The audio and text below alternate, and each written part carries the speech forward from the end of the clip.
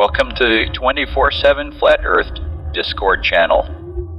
Be sure to go to VC Check and 1 to get your VC verification tags to get involved in the conversation about our Earth. Be sure to bring your verifiable Earth curvature evidence, though. Enemy spotted. Deck. You receive because there could be some kind of variance or interference that you're not aware of, right? No, I mean, in this world where we live, the physical world, that we can kind of more solidly verify because there's way more variables that we can kind of confirm. It's like way more solid. We can experiment. We can vary the variables, right? We can have an independent variable. We can actually manipulate. Yeah, but where does that stop? Like you go a little bit higher on a mountain, suddenly there's less air density, so now there's slightly less variance. You go a little bit higher, now there's no air at all. I wouldn't count that as an independent variable. Why not? Because it's not really something you physically manipulate yourself. It's just... an independent variable is just something that you are changing within your experiment to figure out what changes when you change that, right? And you can change it by either moving your location so that the ambient... Natural phenomenon. So, you're trying to actually see something that's in the real world, and you can confirm that it's independent, right? And then you do that. Then you can manipulate it. But before that, it's anybody's guess. Independent variable. From my understanding, if you're conducting an experiment, the independent variable is just something that you can change whilst keeping the rest the same to see. Yes, but you have to be confident in its ability to be independent, right? That it's changeable. Yeah. So if you have a tool that can measure that specific variable, and you go to a place that... You can't do that in the sky because you can't verify for sure that things are you can actually adjust those things. You don't have to. You physically have the ability to adjust it using some means. You don't have to do that. You can just make sure that variable is different when you conduct the experiment, right? The difference is that in the world that we do live in, we can measure the air that we breathe in. Yeah, we can. Measure the oxygen and all this, but we can't measure it in the sky that far up. Yeah, we can. We can go up there and check. People do it all the time. Weather balloons or manned missions up a mountain. Sure, that high up, yes, but even higher, where the assumed space is. Sure. You take a balloon and you go as high as you possibly can with the density of the gas you've got in the balloon, and that gets pretty fucking high up. And then if you want to go higher than that, you won't go to Jupiter with your balloon. You won't go to Jupiter. That's true. That's true. That's what we're trying to... You need some other technology, such as some kind of solid-fueled, liquid-fueled rocket to blast your way out. Fair enough. And you're assuming that it's a place you can go to in the first place. You're assuming it's a place you can actually land on. You are making that assumption, and some would argue that people have made that assumption and then checked, and that assumption turned out to be true because their data came back. Yes. But you choose not to trust that. That's fair. Yeah, that's what I say. I try not to base my things on trust, but yeah, and that's up to you how much you decide is worth trusting, etc. I just it feels like there's a lot of how do you say trust the fact that this Discord app is working without the back end of knowledge and technical development and this, that, and half the technology comes from NASA's space agencies and that's forwarded civilian tech, blah blah blah. All that is documented, recorded, historical and scientific knowledge that you can trace back and see, this developed from that, and then that developed from this, and this developed from that, et cetera, et cetera, et cetera. If you can trace that back, I don't see where. Nobody's arguing that you can't develop things on the Earth. You can still have technology on the Earth, so it doesn't mean it stops working once it leaves the Earth. I don't get it. Okay, but first you have to say that something left the Earth. I mean, but that's actually a claim, so you have to prove it. Sure, but like, if we have a rocket and that rocket goes up while within the bounds of the Earth and the sky, do we assume that it stops going up once it crosses that boundary?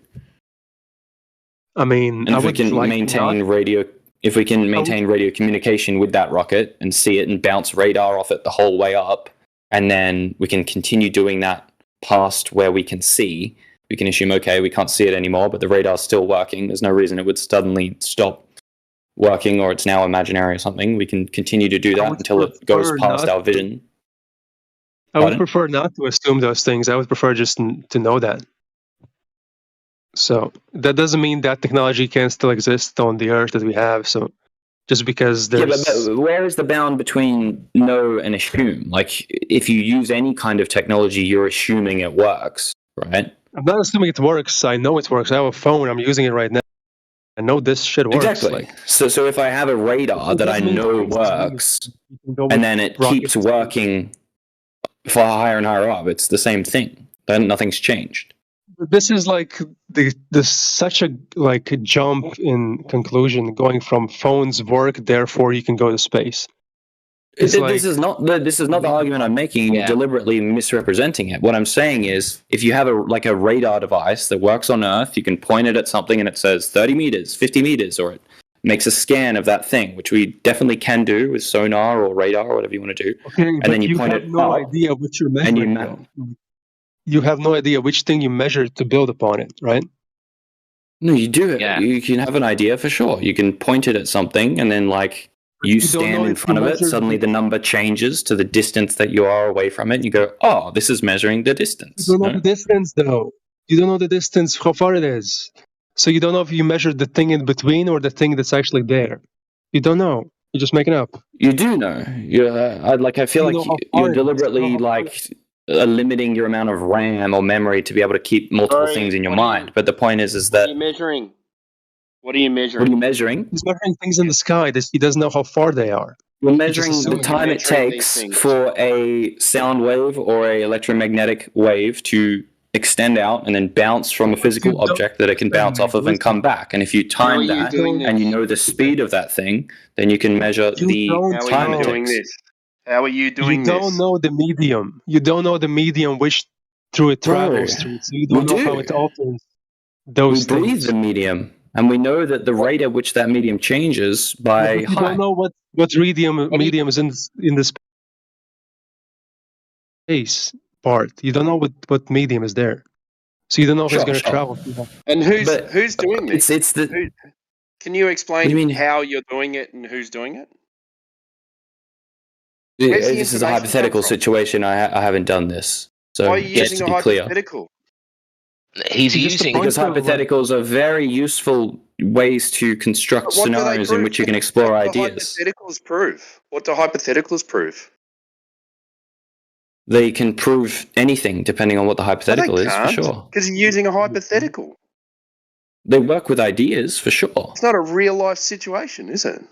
Well, what do you think a hypothesis is? I mean, obviously that doesn't prove anything, but it outlines it. Yes, of course it is. It's in the name. Hypothesis. Ooh. It means something that isn't tested or verified yet, but is you're just making it up. Hypothesis is something you've observed and you're trying to work out. There's a reason they both start with hypo. Hypothetical means involving or being based on a suggested idea or theory. A definition of hypo. I've googled hypothetical, and the definition that's come up from Merriam-Webster Dictionary says involving or being based on a suggested idea or theory, being or involving a hypothesis. That is its definition. So that's what it is. What's the hypothesis for rockets flying into space? So the hypothesis is that the Earth has a force that acts downwards on all things. In order to overcome that, so you don't come back down, you need to eject and generate enough force to have enough velocity to escape that without being pulled down. And it takes a lot of fucking juice to do that. Don't you? You know that's not a lot of juice to do that. Have you tried jumping in the air? I have tried jumping in the air. I haven't tried jumping out of orbit, though.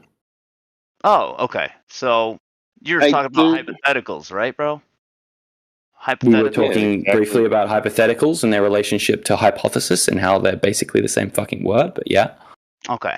So Okay, do you know what a hypothesis is then? Yes, I do. What's a scientific hypothesis? A hypothesis is a supposition or proposed explanation made on the basis of limited evidence as a starting point for further investigation. So how is limited that evidence. basically the same word as a hypothetical? Because a hypothetical, by definition, is a something that is being or involved in a hypothesis. That is what that word means. You can look this up for Nope. yourself. Yeah, dude. I'm looking at it. Hypothetical is not the I'm same not as engaging in this. If hypothesis. you can't be bothered Googling the definition of a word, then I need to Google whatever. it, man. Obviously, I No just need joined. to. No, you're right all the time. Except I'm But- It's not looking the at it same right word. now, You dude. said it's basically Hey. the same word. Well, You said it's basically the same word. It's not the same I word. did say that, and it is basically the same word. One's you- like an are you adjective, claiming that we're one on a is ball? a noun, but are you am I claiming that? claiming we're on a ball? Yes. Not right now. I could make that claim, but I think that's probably not a good idea, Well, given the Why? current For brilliance. rockets to go to Definitely not a space, good idea. you'd need for your rockets to go to space, you'd need a radius, which your ball needs a radius, wouldn't it? All balls have a radius, that's correct. Okay, so you are claiming a ball then. Okay. No, I mean, if it was flat, you'd still probably need a rocket to get off of it to overcome the anomalous acceleration that we all experience. You'd have to generate enough. You live on a globe, don't you? Not a flat surface. It doesn't matter if I live on a flat or a globe, because if there's Yes, still it an does. accelerating force acting on me downwards, right? Which I assume there is in both circumstances, because in a flat Earth or a globe Earth, I still jump up and come back down, right? So Yeah. there is some kind of force Up, coming is down. You only Yeah, need whatever, You only sure. Yep. So They do mean you, different things do with a you globe live on and a ball or flat, not? but the point is that even Do if you you, live it on a doesn't matter ball if you're on or a. not. Do you live on a ball? What question are you asking?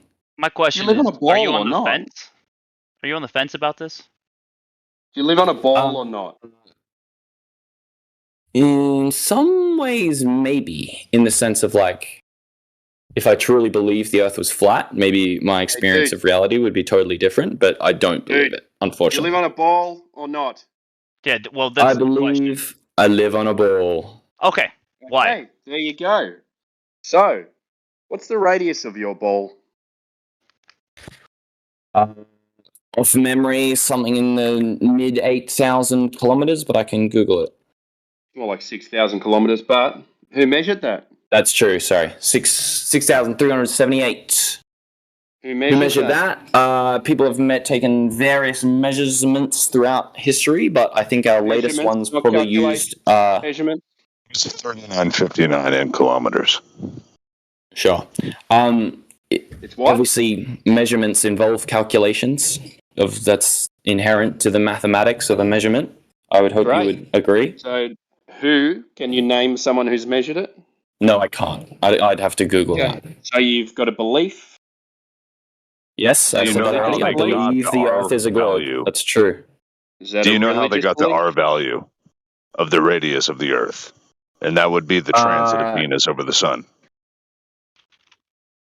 Maybe. Is that one of the methods they can use? I'm sure there's multiple different methods to measure the radius. That's incorrect, though, isn't it? That's how they got the sun. That's That how they would got make the a lot more distance to sense. the sun. Yeah. Do you know But how yeah, they got the you R can. value of your ball? Sorry, are you asking me? Do you know how you got the R value of your ball that you live on? I Googled it. That's how I got the value. How the people. So how did they get the value? Google probably got it off scanning a website. That website probably got it from citing some scientific Do you know who measured report. the radius of the Earth? No, I don't know their names. I've already said that. Do you know how they measured it? No, but I know there's multiple different measurements. You could use whichever one you live on like. a spinning ball in the vacuum of space, and you don't know how the they size of Venus during its transit over the sun. That's how they assumed got the the R size of- value of They our assumed the round size- Earth. They assumed the They've size used of many Venus different was the methods to same get the size as radius. Oh my god. They assumed that Venus was the same size as the Earth. That's how they got the distance to the sun. You're wrong, mate. You talking to me or this other guy? No, I'm talking to Spring Corpse. Go for it. Prove me wrong. You're just Okay. Googling things and then saying, like, Okay, back to it. So, do you know how they got it? You asked me the Know same anyone? question a million times, dude. Okay, so you live in a belief that you live on a spinning ball in the vacuum of outer Yes, space. Tell me that's why true. it's not a belief. I've told you already. I believe that, and there's no claim otherwise. I Okay. believe we live on a globe. How There's have you no. confirmed? So it's How like a have you religious confirmed that you live on a spinning ball in the vacuum of space? I haven't done the necessary science myself, but for better or worse, I trust my scientific Okay. institutions with certain facts Oh, that I great. live The off priests. of. So you're in a religion. Yeah. If you want to call it that, sure, yeah. It is. That's what Hey, it that's- is. Do you know what the definition of religion is? Hit me. Well, it's having a blind faith belief in something that has no proof. That doesn't sound dictionary based, but the belief in and worship of a Because it needs to be superhuman, dictionary-based when it power has- or powers, especially a god or gods. I don't know if that's probably not quite right, but maybe a particular system of faith and worship that might fit it a bit better. Yeah, there you go. Faith and worship. Right. You worship the ball. Your I gods wouldn't say I are. worship your- it. I mean, depends what you mean Yeah, by your worship. I gods don't are- go around, your gods are fine. bowing or And anything. you have a faith-based belief in a ball. Isn't that You're amazing? Okay. defending the thing that you believe in, so you're worshiping it because you're defending it. You don't even know what it is. You're just defending it. Why? If defense is worship, fair enough. And blind belief at the same time. Well, yeah, defense is Yeah. worship when you're believing something without having evidence of why you believe that. Like there's no I have evidence. I understand that you guys, your like burden of proof for that evidence is a different level of mine or has different things. That's fair enough, but I still personally consider it evidence. Well, That's here's the thing, we fine know for me. it- No, flat. it's not evidence. It's belief, bro. Yeah, we It's not know it's evidence, flat. It's belief. Yeah, go So, ahead. so how do you separate knowledge and belief in your mind? Listen. Go outside. Like, go outside. Look, we are not moving. Can we you are answer my question? motionless, How do okay? you separate you knowledge and believe- belief in your mind? You believe that we are on a spinning ball, tilting, wobbling in the fucking vacuum of space. But when you go outside, we are not moving, bro. Motionless. And water, bro. Water. Listen. Okay. If you put water in a cup, I say this so many times. If you put water in a cup, right, the cup become the container, and water is flat, is level when it at rest. You move the same water into a swimming pool. Guess what? The shoe around it is the container, and water is flat and level. Now we put the You're same dead water right so far. No, listen. When we put the same water in a lake, right? The shore around it, it's the container, and water is flat, is level when it's at rest, right? Now you put the same Yep. fucking water in the ocean. What's gonna happen? It turned into a ball. No. If you take a similar size measurement, if you take a cup size like circumference of the ocean, it will definitely appear as flat as the cup does. No disagreements there. so But when you start So zooming where out did to you get the like ball from? thousands and thousands of kilometers, a curvature starts to appear because it's a matter of scale. But there's Yeah. bumps in the ocean, water bumps. there that what is you're actually, saying? they're called tides. But Yeah? yeah, Okay. Could you? yeah, show that's us what a these tide water is. bumps? It's just a bump. Yeah, dude, like watch the water rise up and down. It's a bump. That's how that works. I So don't it's know very about you, but fascinating. when I Actually. look at the beach, I see waves that are crashing on the shore of the container, right? Yeah. But Because you'll also notice over like an 8-hour period that flat level will rise and fall. And if you zoom out enough, you can see the actual gradient of that rising and fall. And you'll notice that coincides with the moon. And then you realize, oh, they're tides and the gravity is being shifted Hold on. and they're actually little balls. It's very interesting how water moves. well, keep it simple, right? Does water always find level? As best it can with the forces it's being subjected to, yeah. It's always going to try and find level, right? No matter what container it's in, water always tries to find the equilibrium. right? Yeah, a balance of forces and equilibrium for sure. Okay. So one fact that we have to both agree on is that the Earth is 72% covered in water, right? Yes, by surface, by just that doesn't account for volume, but yeah, sure. Let's just I'll say go with 72. yeah, 72%, right? So if water Surface always area, finds to be level, specific. yeah, Not if volume. water Yeah. if Yeah, water yeah, yeah. always finds level, and 72% of the Earth is covered in water, right? Mm-hmm. Then how are we on any type of spheroid or sphere? Doesn't make sense. It does make sense. I mean, So It's water can stick not- to a ball? yeah, in Water- the same way a raindrop is a sphere. It's like it's a raindrop? distribution of Talking about forces. Yeah.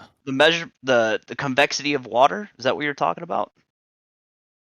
I'm talking about the tendency for water to form an equilibrium with the forces it's being subjected to. In a raindrop, there's like van der Waals forces on the outside and hydrogen bonds and all this shit that contain the water in a sphere. And in the same manner, and that's the most balanced force. Obviously, when it's falling, it starts to elongate as there's different accelerations and blah, blah, blah. In the same way, on the Earth's surface, the water will take the shape of a container. If it was flat, it would be flat, sure. If it was a it's sphere, flat. it would be spherical. But What do they depends call... on the shape of the container. Again, this is begging the question. Well, what do they call it? They call it sea level, don't they? They do. There is a name for it, sea level, and that is not the sea curve. relative. Because it's flat. Yeah, you can use like the terminology to prove your point, but it doesn't really. No, but it's true mean though, anything. because it's sea level. That is true. It is 70? called sea level. Why? It is the level, the height. Why? Because it's a very useful measurement when talking about ships and distance to the bottom of the because sea the and the ocean distance. is flat over a stretch of like a span. Like when you have water in a container, right? Like what would contain the oceans?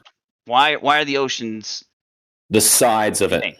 Right, the shores or sure, the long sloping continental shelves or whatever you want to say. Yeah, it's being contained, right? That's why waves are crashing, because it's like water in a bathtub sloshing around. If you think about it like that. Somewhat. Waves are kind of cold. There's wind and shit, but yeah, fair enough. Right. So 72% of the Earth is covered in water. Mm-hmm. Flat, sea level, water. Yeah, I mean, you're throwing in flat, as in implying that that's the container, but if you want to say that, sure. Yeah, because it looks flat. Yeah. If it's 72% of the Earth's surface is covered in water, that means 72% at least is flat, right? So how can you shape that into a ball? That doesn't in make the same way a raindrop is shaped into a ball. Just because, listen, what you're saying is the same thing as saying a raindrop surface is 100% water. So why isn't a raindrop flat? It's because there's other shit happening. That's why. Well, okay, so you're talking about raindrop, right? So what would happen when the raindrop drop on the ground or drop in whatever? What do you think is gonna happen? Right? Let's say 1,000 raindrop drop in the same spot. What do you think is gonna happen? It's gonna rush to every direction to find its level. Well, it's gonna hit the ground, and then all the momentum from each of those raindrops are gonna splatter. What do you think happens if a hypothetical spherical Earth hits a big fat wall? It's gonna do the exact same thing. It's gonna splatter like a raindrop. Yeah, well, because you think that we're living on a ball. That's why. Yeah. Yeah, that's exactly why. You got me. Well, the only ball really exists in your imagination, and where you see from NASA, picture, photo, whatever you want to call, videos. But in actuality, bro, you go outside, water is fucking flat. Water is flat with the same dude, dimension. I understand. I understand 39, 59. There's no curvature. Drop over distance, my friend. You live in fantasy. Hello. Okay, man. Yeah, like you can insult and say I'm fan whatever, but it's not going to change my mind. I'm telling you real shit. Well, you're telling me what you believe, and I appreciate that, but it's not changing anything. Deck. I'm just here to chat. Yeah, but I'm here to understand your positions, why you believe it, and I'm hoping that you would take the same position for me as well. It's not a belief, bro. We know fucking water does not curve into a ball, bro. You believe, bro. You just admitted earlier that your whole fucking shit is based on belief, and you want to point at us that we believe. No, fool, you believe in that shit, bro.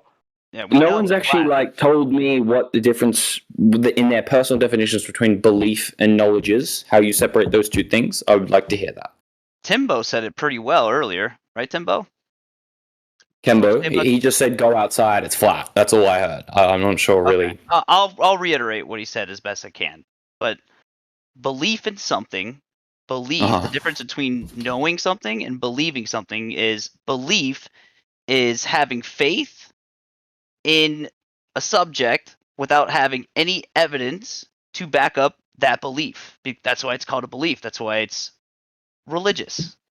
Because you're not using evidence to back up your belief. You're using a feeling. You're using subjective Well, evidence. listen, on the have. dictionary, what belief is saying is an acceptance that something exists or is true, and then it says especially one without proof. So it means that yes, no a belief without no, but listen, a belief, right, can be without proof, but it can also be with proof. The core crux of it is that it's something that you accept as true or existing, right? That's the core of it. Whether there's evidence or not, the point is that you believe it or that you accept it to be true and that it exists. That's the definition of belief, or the one that I use at least. Well, let me ask him a question. Hold on, let me clear that up, Kel. One sec.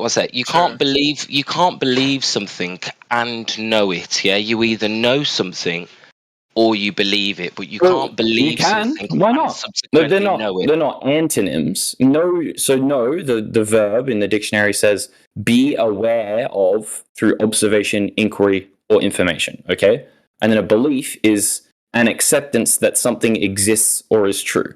So I don't see any reason why you can't both believe and know something to be true. They're very similar words in definition. No, forget. It's a contradiction. If you know something to be true, no, let me finish. If you know something to be true, yeah, I don't believe I'm speaking to you now.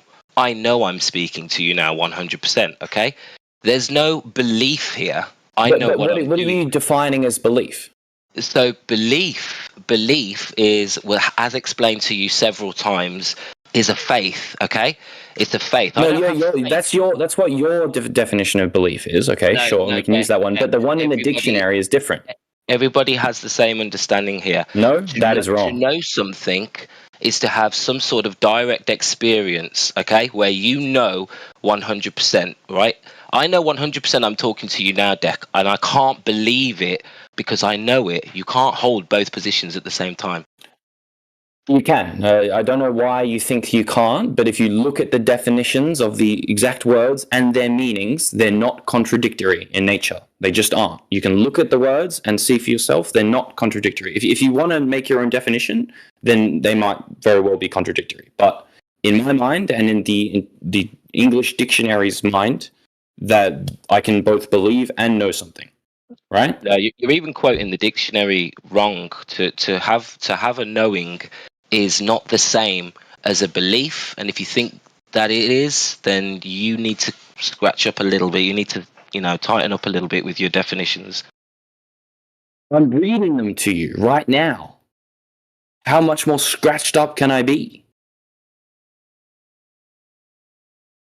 Okay. I mean, you're holding a contradictory position. Okay, to have a belief is a faith.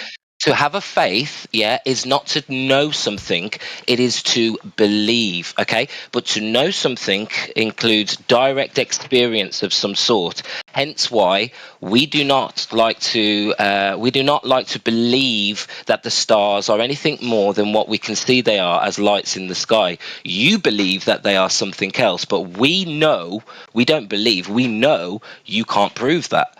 So there is a difference, and science is a good marker for this, because when you've got a method, like the scientific method, that can take you from belief, i.e. a hypothesis, to knowing.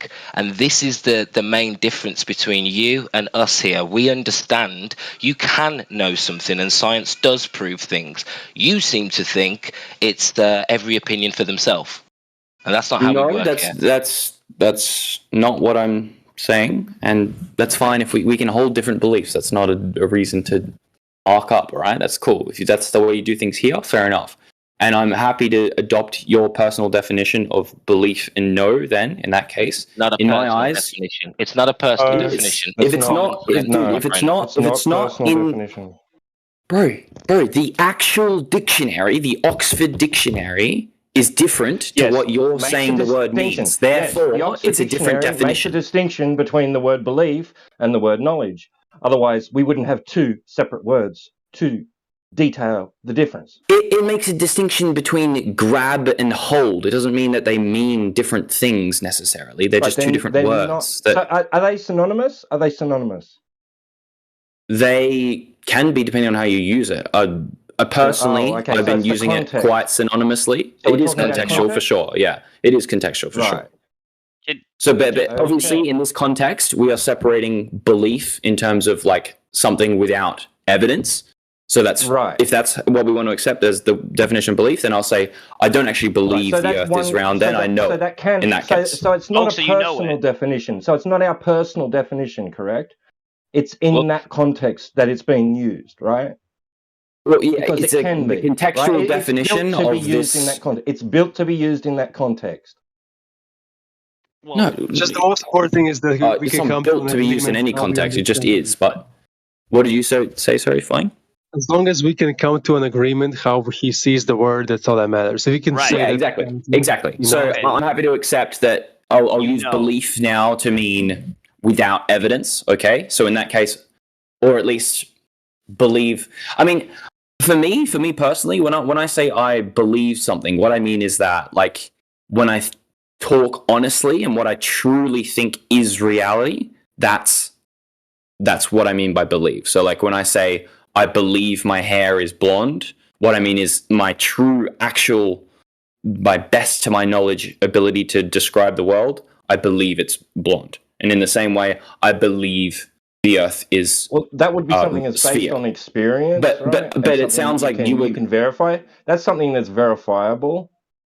no, he's still using. We can go. Listen. I'm just talking about definitions right now. We don't have to go into verification all that. But point being is that what I use belief meaning as in I know it and feel it and accept it to be true in my mind. I act as if this fact is true. That's what I mean by belief. So when I say that, I mean I believe the Earth is round. But if we're talking about know in terms of having Okay, so evidence where's that the you evidence? personally feel is Where's enough the evidence which supports your belief of Right. having knowledge that the Earth yeah. is Why? round? Why do you believe the Earth is round? many reasons, right? Okay. I mean, let's the name- fact let's name that one. Fallacies name is the a reason. single one.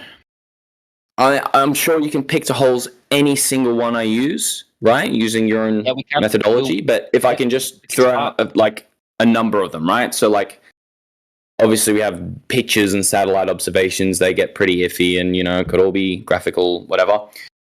We have like mathematical observations. We have observations of different planetary objects using telescopes that are purely mechanical. What There's is no something that we electronic can do for involved. ourselves? What is that? We're looking for something that we can do ourselves to verify it for ourselves.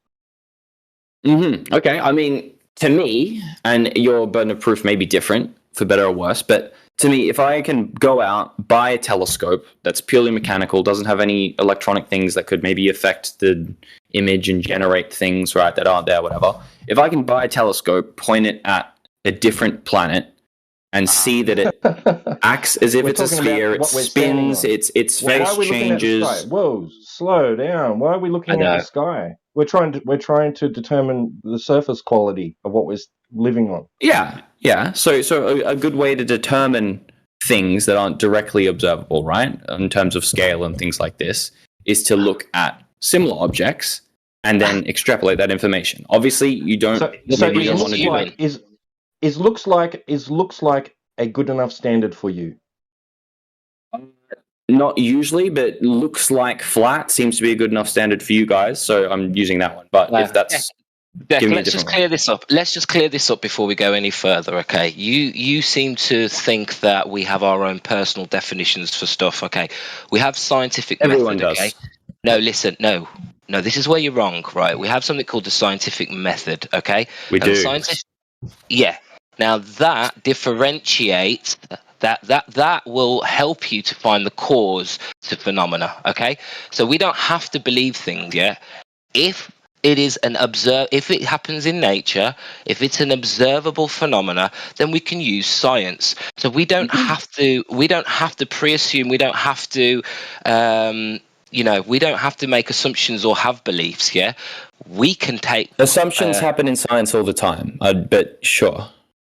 No, if there are assumptions, right? If your conclusion is if you're making assumptions, what you're doing is pseudoscience, which is fine. No, but what I'm telling if your you assumptions are too big for the conclusion, then yeah, fair enough. But like normal science makes assumptions all the time for the purpose of the experiment, for sure. Like you assume ideal conditions, you assume this.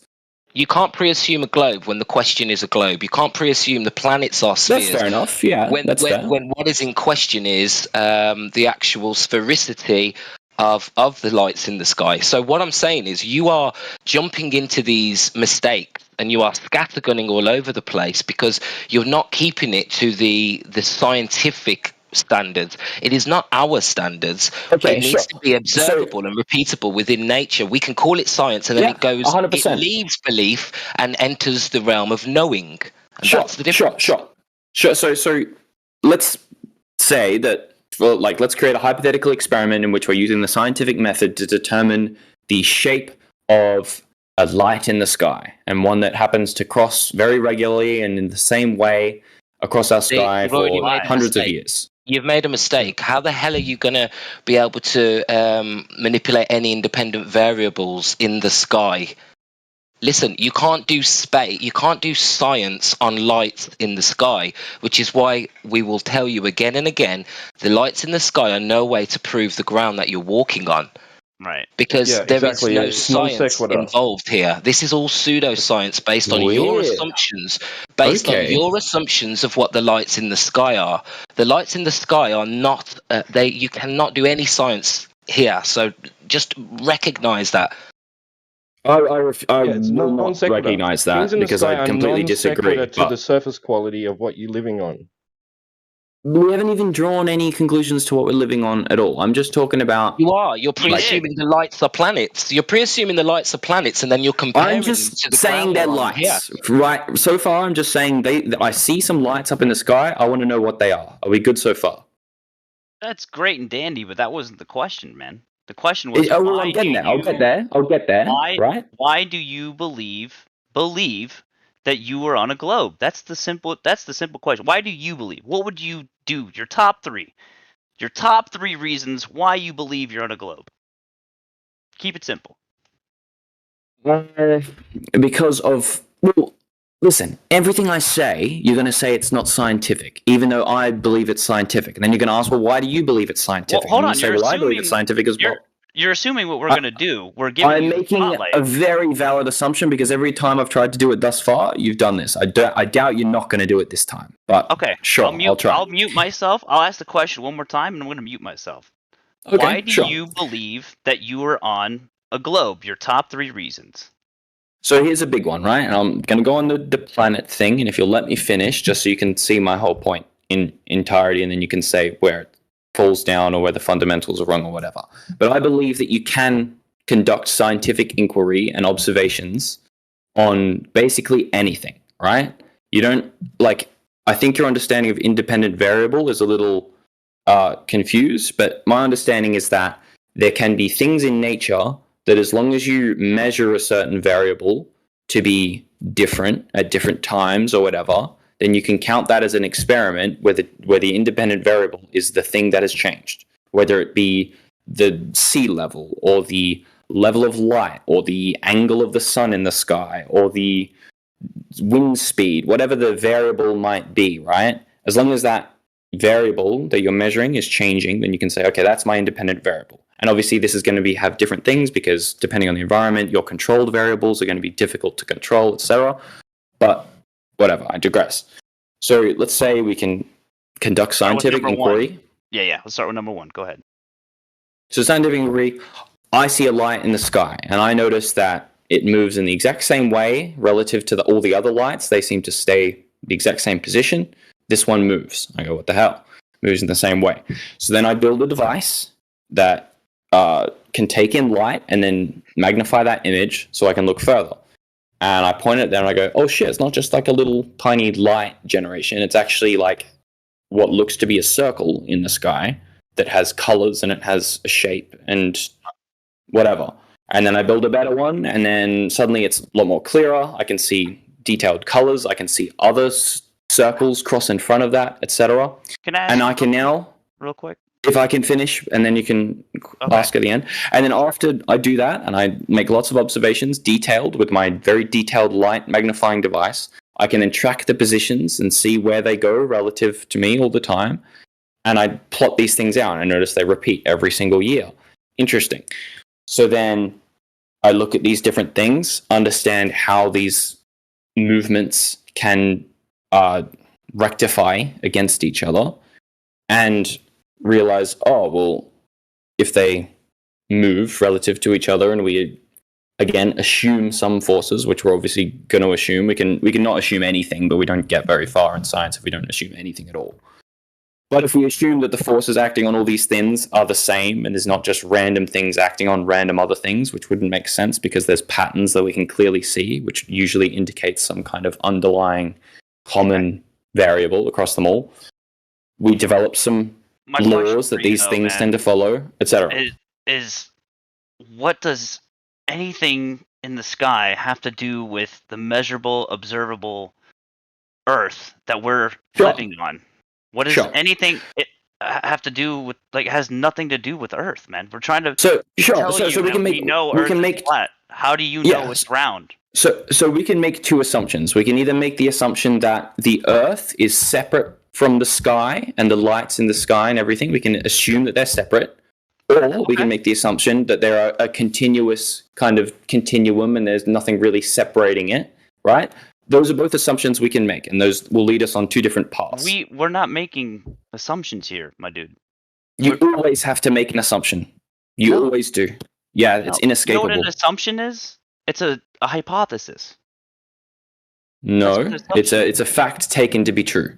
That's not a fact. When you assume something to be true, you're assuming without evidence. You know what that's called? That's called a hypothesis until you prove it with evidence. That's not called a hypothesis. Is different from a belief. A hypothesis is an outline of what you think is going to happen that you haven't verified yet, right? So that's you haven't verified that. An assumption is something that you accept as true without question or proof.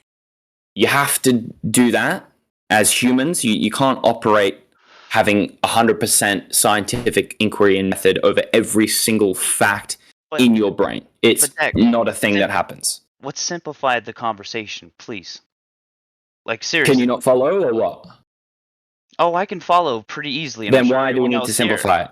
Because that's not you're beating around the bush to the question that I asked, which was give us a reason or some type of measurable experiment or some type of anything, any reason that you believe that you're on a ball. Like, why do you believe you're on a ball? Give me the number 1, number 2, and number 3 reasons. It's very simple. There's got to be something there, right? There's so many things you can point to, but you're not pointing to one of them.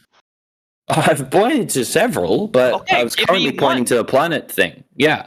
So the point is, you can make the assumption that either the Earth is separated from the sky and the heavens and the lights, or you can assume they're continuous. If you make the assumption that they're continuous, which I'm going to do, then we assume that the Earth is probably very similar to other things that we see outside. It makes no sense to assume that the Earth has a completely separate set of laws and rules. And why? Listen, I'll tell you why, instead of just repeating it.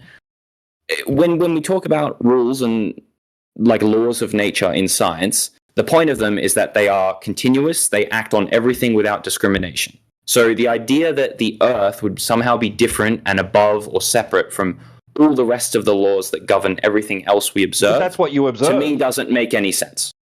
But that's what you observe. That's what you experience. It isn't what I observe, not at all. Yeah, it is. It is what you observe and experience. You do not see a similarity. The observance of it being flat? Yeah, you don't see any observable similarities. Sure, I do. It's it's illogical. Show me a tree on Mars. Okay, there's no trees on Mars. Good one. You got me. Okay, well, what's similar They have on Earth? rocks. They have forces that You don't act see that. You do not. No, you see don't. that. You don't observe that. You don't observe that. Yeah, I can look with my telescope, see moons And not rotating see around rocks. and Hey, around you do around not Mars. see rocks. You do not see rocks. You do not see rotation. Hey, dude, You, when you you can see look the in your- movement of hang objects on. on there. When you look, Okay, when okay. you look in your telescope at Mars, what do you see? Big I've got red one. So planet. don't lie to me. A red planet. Okay. Red planet. So do you see rocks? My telescope isn't quite that good. So you just said you see rocks when you look at Mars. T-Dub said, Rock. what do you observe? And you said rocks. Okay, Where well, are the rocks? let me be more specific. I don't observe any rocks with my telescope. You're right. See I a red observe light in the sky, yeah? observe Be a honest, circle. I've got one. I've got a telescope. Okay, our telescopes might be telescope different. too. What do you Sure, see in the cool, sky? man. A red light, correct? Red object. It's definitely very objective in my telescope. Okay, so is that object spherical? It sure looks like a circle, It looks like a A circle. circle. Great. Right. but So sure. is But that I don't really spherical? encounter many. I don't encounter many objects in my day to day that is a 2D plane. Doesn't happen very often unless it's like 2D paper doesn't or exist, something like mate. Get this. into reality. 2D does not exist. All right? Yeah, 100% agree. Yeah, I agree. Great. So why are you bringing up 2D? Well, it was more colloquial. I was saying it like it's more flat than it is deep, but we can. Okay, Sure, so it's you look 3D, up in but the sky, its depth dimension in is the much, sky, much, you much, see a much red- smaller than its length and width. see a red Is what I light? meant.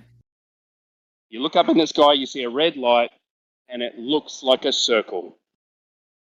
And A red circular object, 3D object.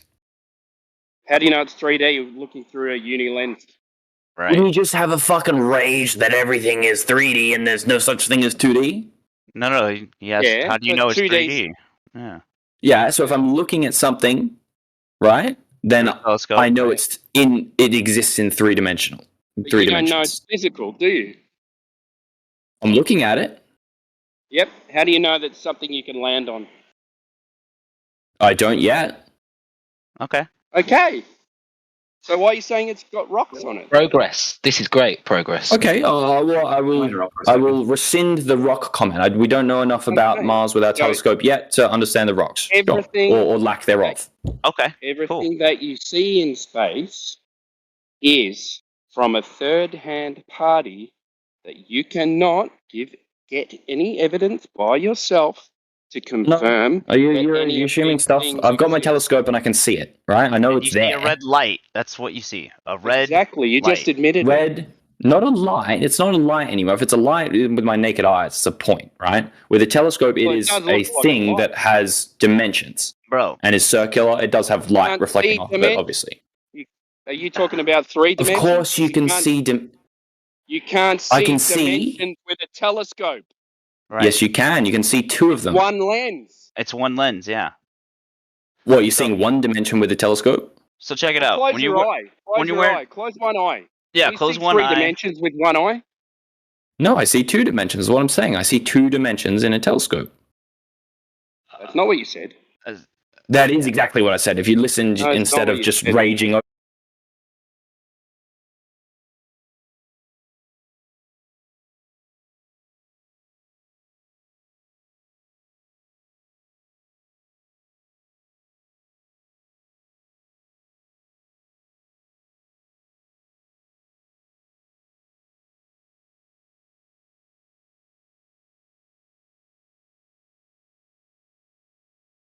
me, you would have heard that I said I can see I'm not dimensions stupid, in a man. telescope. Otherwise, I can wouldn't see be two of them. arguing that I'm you not said calling you it's three stupid. dimensions. I'm saying you misheard me I because said you were talking I'm not over me. Stupid.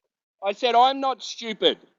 Sure, and you only said I'm not stupid because you assumed that I'm assuming you're stupid. I'm not, right? Okay. Let's No, back this up a is- that's second. fucking Yes, let's childish. please back up because he's very aggressive. I don't know why. Yeah, I am. I mean- because you're a fucking moron the whole time. Oh, you're assuming I'm whole- stupid now. the whole Listen, time. dude, just chill out.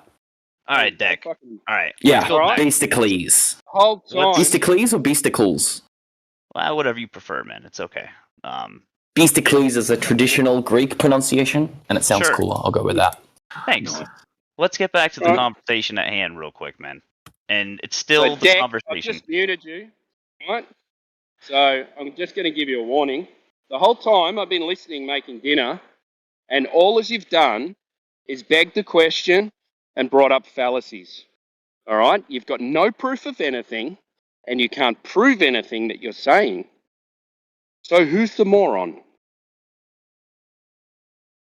Well, There you go. Yeah. The Before we moron come- is the person that forcefully mutes people that they disagree with, I would say, but that's just me. But did you listen to what I actually said, though? I Are did. you going to I bring did. any evidence to the table or not? I mean, I've been he's not trying wrong, to. You Deck. just keep getting angry. I'm Good. trying my Where's best. the evidence that you can confirm that you live on a ball? Go That's for it. all we're asking from you, brother. Where's Yeah, I know. the I'm evidence? trying. I know you're trying to Where's stick on the his side, Beastocles, but I think you should probably distance yourself from From this what I debate know guru to over be here. true? No. From old mate over here. Just because you believe the Okay, same thing am doesn't I- mean you have to am be I wrong? buddies. But yeah, sure. Am I wrong, though? He's Am I wrong? not wrong. He may have a curt way of saying it, but he's not I wrong. have no doubt that you think I'm wrong. Am No, I no, wrong? no. That's not what the question was. Was he wrong about the statement that he said when he had you muted, where he said you brought I've come in no here. I've brought in proofs? conjecture, no proof. Yeah, I Okay. understand that he sees none of that as proof. I see it as proof. Two different it's things. no That's proof. fine. There isn't What any proof, proof. bro? No, You Deck, admitted Deck. earlier that it was all belief, and what proof are you Yes. talking about, bro? Are Right. We've got you are on you slow or recorded. something, man? Yeah. And listen, Deck, we're just trying to demonstrate to you that everything that you're saying is a belief, right? And that there is I've agreed to that. But listen, the logical position is to understand that there is no motion, there is no curvature, right? That is the logical position. So the burden of I would proof disagree. be, no, it is, because all of your senses will tell you we are not And I moving. would disagree. we are That's not- okay. No, Okay, let him finish, let him finish. You're wrong. What are you You're wrong. disagreeing about, though? What are you disagreeing about? I'm disagreeing that it's the logical position to assume there is no curvature and no I'm movement. assuming. That's what I'm disagreeing Okay, so with. go. Where is it? Where is it then? So I think the most logical position, right, is that the Earth is not any different to anything else that we can look at. That's my illogical. position. That's I don't think that's illogical. It is Your illogical. pre-assumption- I think I feel Your like it's more pre-assumption of logical. So listen, you have to Okay, so assume either the Earth so you is walk- different to everything else, or the Earth is the same What do you mean as everything else. You don't even know that those things up there are physical. All right, so you do this. You walk outside, right? You walk to the beach, right? You look out. It looks flat. It looks flat. And Right. it Yeah, feels it does. stationary. right. Yeah? So, you I'm going to think that quote you it's from earlier. Is it now the scientific method that when things Keep going. look the way that's sufficient? No. Well, that doesn't matter. I can give you laser tests if you want, but like Yeah, what, we have. what I'm saying is, Timbo. okay, If you, what's that, mate? I can put this in a different way that he might understand. Would be that when you're a child, if you were never taught that you were living on a spinning space ball, when you walked outside, you would never have made that assumption on your own. Right. You That's only fair. make that Yeah, that's assumption true. because you're told. Right. That's why Okay. it's the logical position. Yeah, that's why it's logical. Yeah. So you'd need I some mean, really good to evidence. be fully Hey. clear, every position you come to is No. logical and says you're going to have a reason for believing everything you do. But, Hey, mate. yeah. So, him saying that, how do you come to the conclusion that you live on a ball? Right. Because No, everything outside tells you that it's flat and stationary. Okay, so I don't think that, like, Stop avoiding saying, the well, question, man. Just I'm answer. answering your heard question, you. dude, if you give me a bit, all right? He asked you 20 minutes ago to give you 3 best reasons, and you went off into space. You keep monologuing, dude. So, hold on. I'll He just monologue all asked the me. No. So he's put it in a different way, and he said that how Right. come, as a child, you would never have thought that the Earth is a sphere when you would take your own observations in and go, oh, it's flat. I've got no reason to believe otherwise, right? He just Right. asked me that. That's a great. Yeah. Sure. In the Right. same way, a child will look at a phone and assume it's magic. A child will look at a You TV, can assume touch that that phone. screens just play stuff. But the point is that a You can check the child does phone, not man. have the capacity with their senses that they're naturally born with to understand a lot of what goes on around them. You need to have a base of Yes. knowledge that Hey, people can you're build up monologuing over now. time and learn Monologuing. so that, But that's yeah, not the I'm point. answering When the you are, question. Wait, Not wait, no, no, wait. hang answering on. the But the point question. is, Started Yeah, talking AJ, about a that AJ. when phone. the point is that when you grew up from a Mhm. child and you were an adult, you would still be looking out over the flat earth and not assuming that you're on a spinning ball. The Right. only Yeah. reason you've got that assumption is because you've been told that. So you're believing what the authorities tell us to be true. Yeah, sure. You can look at it that way. Belief. Okay, An I have a alternative. question now. Wait, But I got listen, what you're saying about that is true for any kind of knowledge that is like multi-generational, right? Like if I was a child and no one taught me how to make fire, I would grow to an adult and assume fire just comes from lightning, right? But the thing is, I need to be taught that from someone that's figured it No, out. And then you that's not true extrapolate that because for that's not true. 2,000 years, and suddenly you can't Sorry, only mate. make fire, you can also make No. phones, you can make laptops, and you can make rockets, and you can Sorry, look into mate, space. but Deck, Right. let me okay. let me throw you a bone Flat real quick, is an man. observation, man. Burn me, It's man, an burn me. observation. I'm gonna throw you a bone because Yeah. you're almost there. And what I mean by almost there, I'm saying like, Nowhere near it. well, the thing is, I what won't you be just said- offended by the deliberate talking down, but sure, I'm almost there. Help me along. what you said earlier, right? Yeah. That, or what AJ said earlier about if you were a child, and or all the way up to an adult, if you've never been told you were on a spinning ball, right? Mhm. Then you would trust your senses. Your natural senses tell you that it's flat, there is no curvature. So that means that your only reason for believing that the earth is round is from authoritative sources. Now, having that in mind, do you agree with that, right? It comes from authoritative Yeah. sources. Okay. Authoritative in the sense of like the Scientific, institutional, institute, a lot whatever. of people. Someone yeah, that okay. has Not in the sense of the authority. enforcing the Shape- belief, shape's like not at scientific, threat of so- violence or something. Now, my Shape's question not for you. scientific, so Yeah, but Kimbo, just like let Beasticles go for it this time. I'm just reiterating that shape is not scientific. So my question for you, Deck, is Yeah. have you ever felt that authority figures, such scientists, anybody with credentials, has ever lied to you personally? Have you felt like someone was lying? Politician, president, Lied? anybody? Yes, and Since the also last 3 mistakenly years, told me something that they believe to be true but is actually wrong. Both of those things have happened from authority figures, 100%. Okay. Now, knowing that, and knowing that humans have the capacity to lie and deceive for their own ends, right? Yes. Man is evil. Why do you trust these authoritative figures, right, so wholeheartedly as like a religious belief that you're willing to deny the science about observable, measurable phenomenon and go with the authoritative narrative? When you know that they lied to you, you've seen it. Have you ever thought about that? Like, what if they are actually lying to you? Of course I have, and I'm sure they lie about a bunch of shit. There's probably Right. aliens, there's probably fucking this and that. God knows what else, yeah.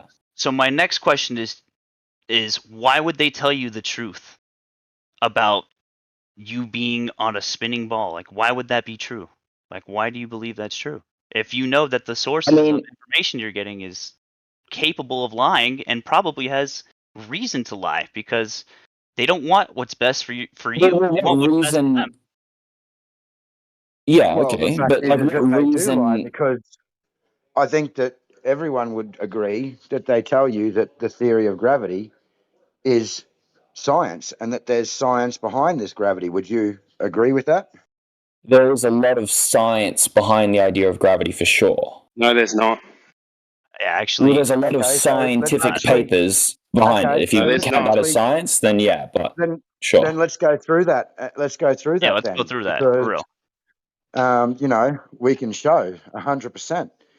that it's not science. So can you define science? What is the definition of science? All right, let me get a proper one up. He's gonna Google real quick. We're looking at natural science Why because do we're you looking need at to the Google it? world. The science definition: the systematic study of the structure and behavior of the physical and natural world through observation, experimentation, and the testing of theories against the evidence obtained. Are we happy with that? Beautiful. Well Beautiful. done. The dictionary does very well. Let's have a Yeah. look. Let's It's at have a the look last at It's the actually not scientific correct from method. someone. Hang Okay, on. dude. Anyway, Can you AJ, guys go. can everyone let Talking over AJ you. Wait. take this? Hold up. Can you let AJ Wait a take second, this? though. Can we just wait? I just want to clarify one thing, that the last statement in that definition is incorrect. And the testing of Okay, theories against the elaborate. evidence obtained, you're saying that's wrong? Yeah, it stops at observation and experiment. That's where it stops. No, Well, it that's not. doesn't. Not according to the Oxford Dictionary. I don't know if you're a Yeah, much the Oxford better Dictionary source is than wrong. Yeah. A theory, Ooh. a Why don't you theory look up is the T-Dub developed. scientific? A T-Dub's scientific theory fucking is made his developed. decision. A scientific theory is developed after experimentation. Yeah, but a scientific theory is inclusive of science as a whole, and scientific theories need to be tested against evidence. No? No such thing as science as a whole. Okay, we're going off track Okay, anyway. sure. Let's Yeah, do we're the going off Yeah, we scientific are. method. Anyway, we Let's keep the agree narrative. on the science. Most of us do, at least, on the definition of science. Sure. Go ahead, AJ. So then, what's the scientific method, and what are the dependent and independent variables? Okay, going back to year 8 science. Let's get it. Yep. So the process in the scientific method, this is from Wikipedia at least, involves making conjectures or hypotheses, hypothetical explanations around your observations and what you observe in nature, getting predictions from that hypotheses, and then testing them against evidence and empirical measurements that you can make. Mm-hmm. Cool. And then we also have to have the dependent and independent variables as well. Sure, that's inclusive within And the control. experimentation, for sure. Control variables and a null Okay, so hypothesis.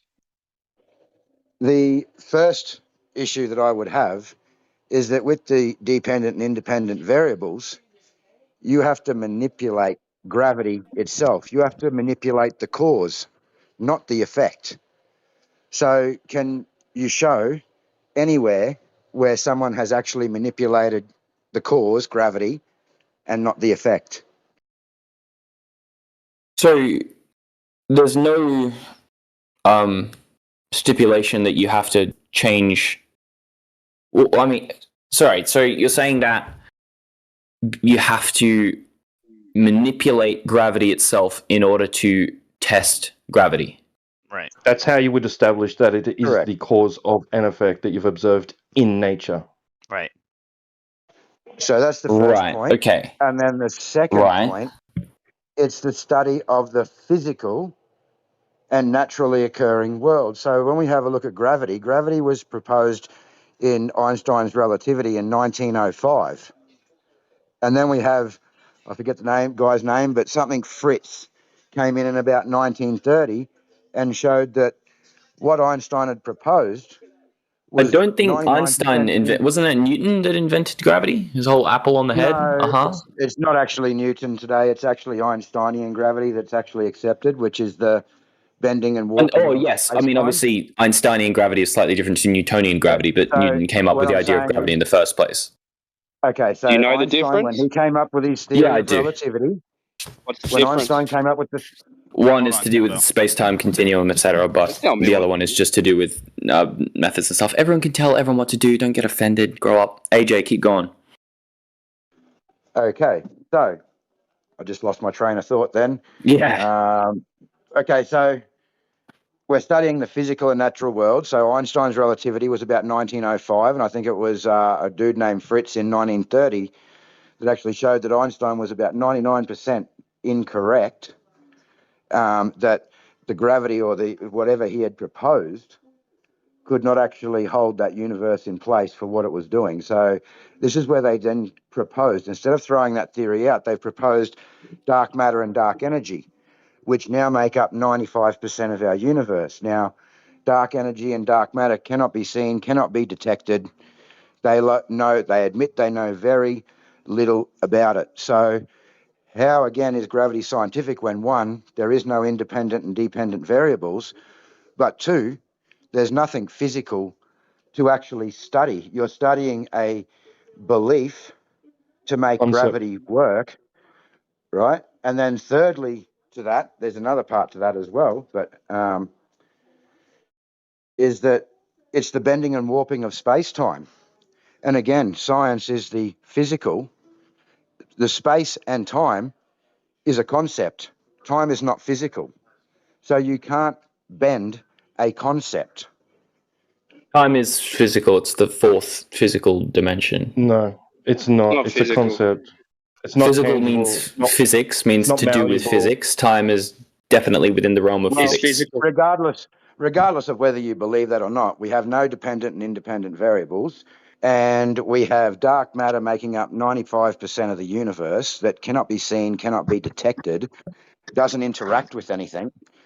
And we know that science, the definition of science, is observing the physical manifested and natural. So therefore, there is no possible way that there is science behind gravity. You have an agreed upon average of the rate that things fall, and then it's begged the question of what causes it. And affirm the I concept. see. I mean, well, if I can respond to that, I understand that you've recognized the fact that throughout scientific history, if you want to call it that there have been multiple revisions and changes and additions to the understanding of how natural laws work. And so when Newton first came up with gravity, of course he got some shit wrong because he was the first guy to even think about the fact that maybe objects that have mass attract other things with mass, right? It's pretty, novel idea, sure. So then he got shit up. Pardon me? Now you're just making shit up. That's Can you answer what he actually addressed? Dude, listen, just because Can you you can't answer what he understand addressed? what I'm saying doesn't mean I'm not making sense. Answer what he addressed. Dude, Is he it spoke for science? like 10 minutes. Is it science according to science? Or AJ, is you it don't not have to get science? angry Is with it- dickhead over here. I'm not getting angry. I'm just asking the Okay, question. Is good. it science or is it pseudoscience? Because according to the definition of science and the scientific method, it has nothing to do with science. I don't think that's quite true. So listen, obviously science is built to revise itself. People will get things wrong, and the point is that using the scientific method... Just give a valid hypothesis for gravity. Oh, just give it like I'm a fucking physicist that's like But you're experimental arguing and for it. theoretical. So, should know it. Your belief.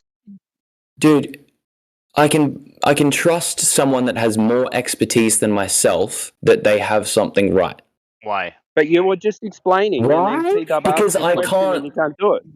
Unless I want to live and forage and build everything myself, build my own phone, build my everything, I have to be able to trust other people with different jobs and roles that I don't What are have you the time. trusting? What are you Not trusting? science, it's What are engineering. you trusting? Yeah. What are you trusting? What is it you're trusting? I'm exactly? trusting individual people's ability to understand things that I don't, and then So what is it that they did? What is it that they did that you are trusting? various scientific experiments. Various. Like what? Dude, like thousands and thousands of scientific Name papers, one, not only name by one. just You don't You don't even Einstein. know. You Like don't what? even know what you're trusting in. You just have a blind Dude. faith. Like Einstein's general theory of relativity and special What's theory that? of relativity. That's What's that? two names that? of Define that. papers. Define it. Define it. Define a scientific paper. Yeah, define Yeah. the theory of relativity. The theory of general relativity is like a multiple 100-page document about the science. Like it's very So you don't complicated. know it. That's So the you point don't of know it. Right. Yeah, you I'm don't not know saying I know the entire paper word for word off by heart. Of course I don't know it, and it's ridiculous that you would think that I would, right? But there are scientists in the field of physics who have studied this for Believe decades. this shit. Okay. Who have said, "Oh, You think trust us. We've read it. We understand it. You don't. That's okay. Yeah. Just believe us." Yeah. Just Okay, you think and it's- you tell don't it's believe them, and I do. That's we You can think it's ever be been different. proven? You don't have to get angry about it. It's not Anything it's ever been What I'd proven? like to do is just rewind a little bit because you've Sure. just said that you don't agree that Yeah, go it's AJ. not Sorry, mate. science, but we have just Yeah, I gone keep over getting the distracted science. from these guys jumping in. Sorry, it wasn't meant to be between you and I. No, but we have just gone over the definition of science and the scientific method, and then we can Yeah, clearly yeah. see that it's not manifest. So in that case, and we can't use Well, the no. independent. So dependent let me variables. So how let do me you respond what I believe- was Hang on. trying to respond. How do you Okay. believe that is science? Sure. So let me try and respond what I was saying before. So yeah, you outlined Newton and then this other guy, Fritz. I think Einstein's middle name is Fritz, but I don't know if there's a different guy. Newton, Einstein, fucking Kepler, Hubble, whatever, dark energy, etc. But this is a building over multiple decades of understanding. But what you miss is that from Newton, when he first thought about this idea of gravity and mass and stuff, and came up with his not calculations, were they formulas for calculating different accelerations and movement of different stuff. That worked to a large degree. And people would go, oh my God, these calculations actually predict things and they can, like, they work. So then they use them for a while and they build a bunch of machinery and technology and stuff that work until they go, hold on, this one's not working anymore. This should work, but it's not. And so then someone has to go, well, listen, it's worked up until this point. Why isn't it fully explaining it? And so then they change it a bit and they come up with different ideas to explain more and more things. Theory of relativity to them making shit. We need to go right back to where you began because, again, you said, this science is continuing on. It's growing. They're growing in knowledge. It's progressive, yeah? But the problem is from the beginning, from the scientific definition and from the scientific method, we can clear that it's not even science to begin with. So whatever they're assuming or whatever they're doing still has nothing to do with science, regardless of what they're progressing with. It's not physical. Yeah, it can't be seen.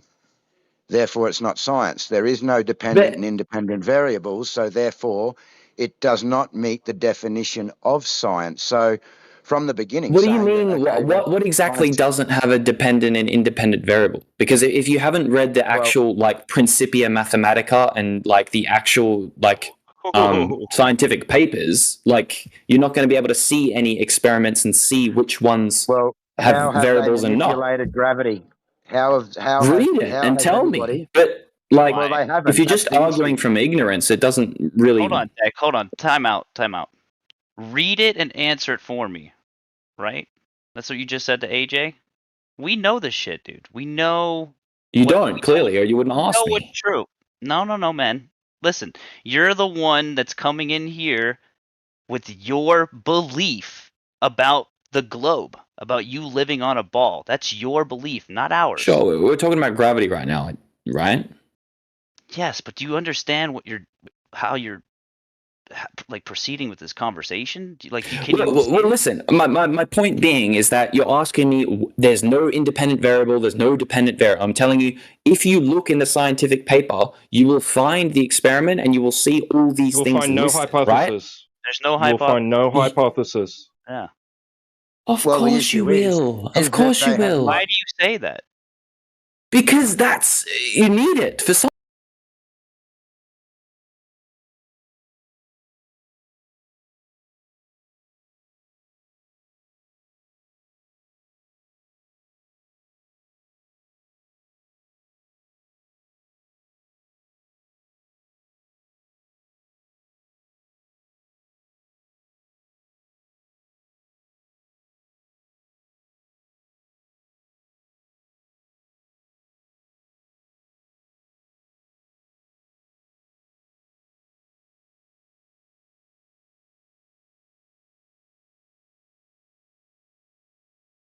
Science. People wouldn't accept it as a valid paper if there is no hypothesis, if there is no independent variable, there's no dependent variable.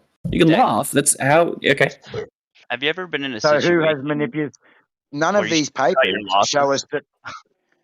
None of these papers show us that they have manipulated the cause.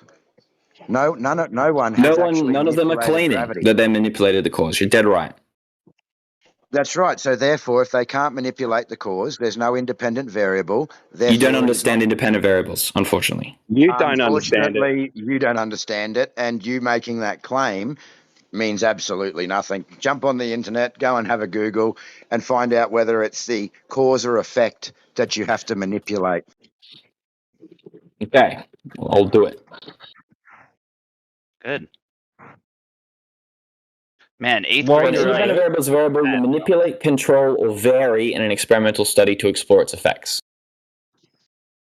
Yeah? And are you varying or manipulating the cause or the effect? So, listen, the effect is gravity. The effect is cause, things go down. That's it. that's a different experiment. Our experiment is what the causes effect gravity. is things go down. Listen, The cause just is hear me out. Hear me out here. If you want to experiment on this mysterious force that makes things go down, right? You're making it up. You can hypothesize in your hypothesis that what causes this force is the mass of the objects. Yeah? Wait, what force? No, what you force? can't. What What's the force? observed phenomenon? Gravity is a force. The observed phenomenon is there is a force that is making things fall down. Yes or no? Where? So What force? you're saying the observed No. phenomenon is things go down. That's it. The observed phenomenon Things- is I dropped a pen and I observed the pen go down and fall to the ground. Now, Without what has any caused that external to object occur? acting on it is important. So it seems like it's just done it on its own, right? Oh, you've But dropped it. you're already causing that. You're already calling this gravity, but you're trying to prove gravity. Yeah, you're already assuming there's a force behind it.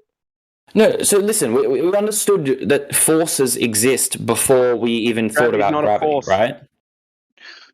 No, Deck. We don't have to say it is. What we're saying is that forces exist that make things move. And we understand that But now you're if something conflating is... two separate issues. Hang on. Now you're conflating two separate issues because gravity today is not a force. It's the bending and warping of space-time. So if we're discussing gravity, then we're not discussing a force. So there's no point in bringing up. We're discussing force. what Newton thought gravity was, are we not? Newtonian, but we're in Einstein. We're talking about Einsteinian. Yeah. I thought we hadn't Which even is got an to actual Einstein yet. fact. We're still talking about Newtonian. You said go back to the very start. I thought that's where we were starting from. I said go Newtonian back to the start gravity of what was you were thrown saying. out the window. Okay, well, listen, the cause of whatever we want to call gravity, whether it's a force, whether it's a bending of space-time itself, whatever you want to say, the cause of that phenomenon. We haven't established that to exist. Can we establish... Okay, well, listen, so let me get it straight. What you're saying so is let's make the it real initial... simple. Let's make it real Can simple. I try and make If I it drop more my simple pen- so that you can say yes or no if I'm right? Whoa, Deck, let him talk. Okay, go for it. No, Pen. We'll make it real simple. I'm holding my pen. I drop it. It goes to the floor. Then go down. You've now observed something. So from that point now, what do? We investigate how other things move when they're dropped. I would say is a good starting point. They all go down. Great. Hold on. I see what AJ's trying to say. Yep, AJ is they all saying go down. we observe and see the effect, and what we're trying to figure out is the cause. That's what gravity is. It's a hypothesis, a theory about the cause that's never been proven. Okay, sure. So we're trying to find the cause of why things go down. Correct. Yep. Not all Okay, things cool. go down though. So here's what happens. You drop it and you go, oh, it goes down. So then you go, I'm going to drop it from slightly higher up. And then you notice, oh, as it falls, the longer it falls for, it goes faster, right? Okay, No, it doesn't. Interesting. Terminal velocity. I dropped a helium balloon. Yeah, it goes up. Okay, sure. So it goes faster up until a point. It goes faster up until a point. And it rises quite linearly, and then it kind of plateaus. And you're like, okay, interesting. That's a weird phenomenon. So then you test other things. You test different shapes of objects, and you go, okay, things with a wider surface area air fall resistance. slower, and they. Yeah, we're fucking getting there. Just chill out. So then you go, okay, obviously air is like getting in the way of this thing. So now we'll do it in a vacuum chamber. We'll suck all the air out, and now we'll drop stuff there. We'll get air out of the equation. And now we notice without air, things just speed up indefinitely. In a vacuum chamber. We've just missed a shit ton of steps here. We're starting here at the beginning. So we've witnessed the occurrence. So, what is the next step after we witness the occurrence according to the scientific method? Oh, we can write it down. I mean, we are skipping a few things, but you Check. tell me what you would do then. Sure. Check the live stream chat real quick. Just check it. Look at what Donato just put. What's the first part? The picture, the scientific evidence of gravity thing. Mm-hmm. What's A? A sunset, apparently. The naturally observed phenomenon. What we observe. What's And B? next, Yeah, he's observing a sunset. Aren't we? No, don't What's worry this got about. to do with the pen? No, don't worry about what's in yellow. Just look at the scientific method right there. A. What do? We observe. Oh, something. okay, sure. So, observed phenomenon, hypothesis, independent variable, dependent variable, physical test, results. Okay. Oh, slow down. We're going step by step here. We observe I was something. just reading it all out. Okay. We observe something, right? What's the next step? We hypothesize about why it happened. Right. Then what's the next step?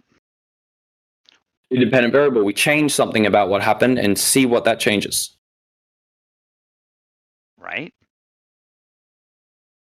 And then the dependent variable is what we're measuring to see. The control. No. The control is different. Dependent variable is the thing you observed. The Yeah, the effect. controlled is separate, is the things The you're maintaining occurrence the same so that you in can just nature. change the independent variable so that you can observe the dependent variable. Okay. Yeah. So when has gravity been tested?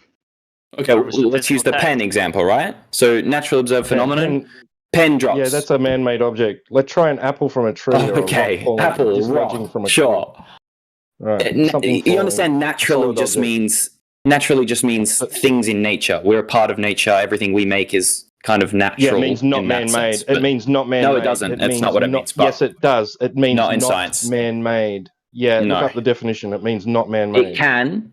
You're thinking about like synthetic versus natural. That's fair, science, but hang on. Natural science is the naturally occurring world. However, there are other divisions of science, but we're not looking at those. We're looking at the naturally occurring world. yeah. So when you drop a man-made object and then something happens to that within the natural world, then the natural laws are underlying. Whatever, semantics. So natural observed phenomenon: a rock falls when it's dropped. The hypothesis: the heavier it feels in my hand, the faster it drops. Do we like that? Yep. Oh, I love it. Ooh. You can say that. Cool. All right. The thing that we want to change, the heaviness of the Wait, object your I'm dropping. hypothesis.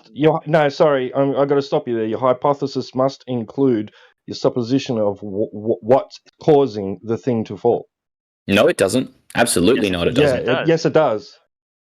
No. Well, you don't have to, but I'd like to see how you then equate that to gravity at the end of this. How could you possibly just come up with a cause for something you've only just observed? That comes way later. You have to do a bunch of experiments to figure out what you're actually observing first. No, your No. hypothesis is the supposition of what's causing the effect. No, you're wrong. No, I'm right. That's why you have a dependent and independent variable. No, it's not. The independent variable is to see how things change or how the results change when you change the things. independent You don't variable, need to- when varied, is going to cause. You an don't need effect to know the observe. cause. The assumption is that we can't You know have the to cause guess until you we have get to more try and info. guess the cause. You're trying to guess No, you what the don't. cause is. That's, No, that's you're what a wrong. hypothesis is. That's what a hypothesis is. No, Trying a to figure it hypothesis out. is just... Listen, we can get the definition of hypothesis again, but a hypothesis is just a prediction. It's a supposition or proposed... Of a hold cause on. and effect Oh, relation. I am wrong here. Apologies. Explanation made. I'm thinking prediction. I've gone into year 8 science mode. That's my bad. I'm sorry. A supposition or proposed explanation made on the basis of limited evidence as a starting point for further investigation. Okay, fair enough.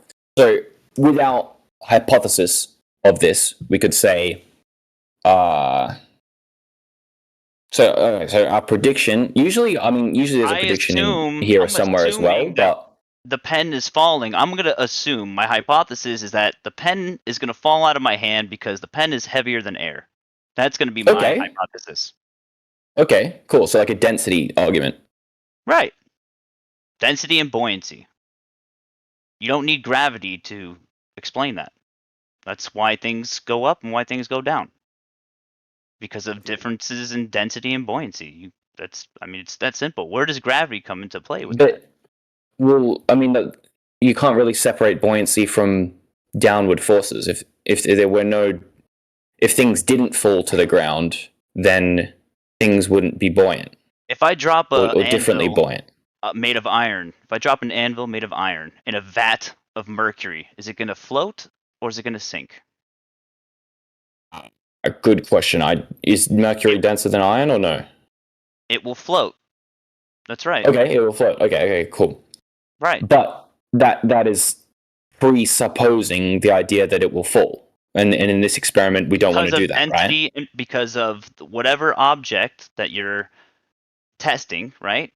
And whatever medium you're using to test that, basically, this is the hypothesis. But this is circular. Do you understand? Because if we're talking about buoyancy in terms of, well, buoyancy happens because things fall, and the heavier the thing will fall more than the lighter thing. Sure, but that's presupposing the falling. If we're talking about why things fall, you can't bring buoyancy into it because buoyancy presupposes the falling. Why do air bubbles float up?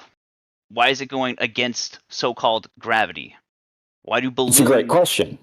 I would say buoyancy difference in density. But again, that doesn't address the underlying problem with this, is that we can't use buoyancy to explain something falling because buoyancy itself inherently has things falling built into it. So then let's continue on with this scientific method and show us where gravity then comes into play. That's okay. The proof right there. Sure. So, scientific hypothesis. There is a force that acts on the pen and its direction is down. Do we accept that or no? That could be a hypothesis, right? Well, if that's your hypothesis, yeah, I suppose. Cool. Okay. So let's make that my hypothesis. There is a force acting on the pen, makes it go down. And let's build into that hypothesis as well that the heavier the thing is, the more the force affects it, and the more it falls, right? We're cool with that? So weight is the cause? Is your proposed cause? No, I'm just saying, so the hypothesis is that there is a force acting on the object, and that weight plays into the effect of that force, obviously. Like F equals ma type thing, force equals... to have identified, so your independent variable is a force? No, we haven't identified any variables yet. We're just doing the hypothesis.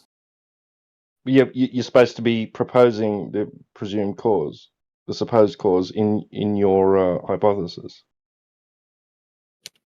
Yeah, so the explanation is there is a force acting on the pen downwards. Independent variable. So independent variable is force? No, because we're not changing. But you have to, because you're proposing that's what's the cause of the effect that you've just witnessed. So now you need to manipulate that cause to see whether it is that. But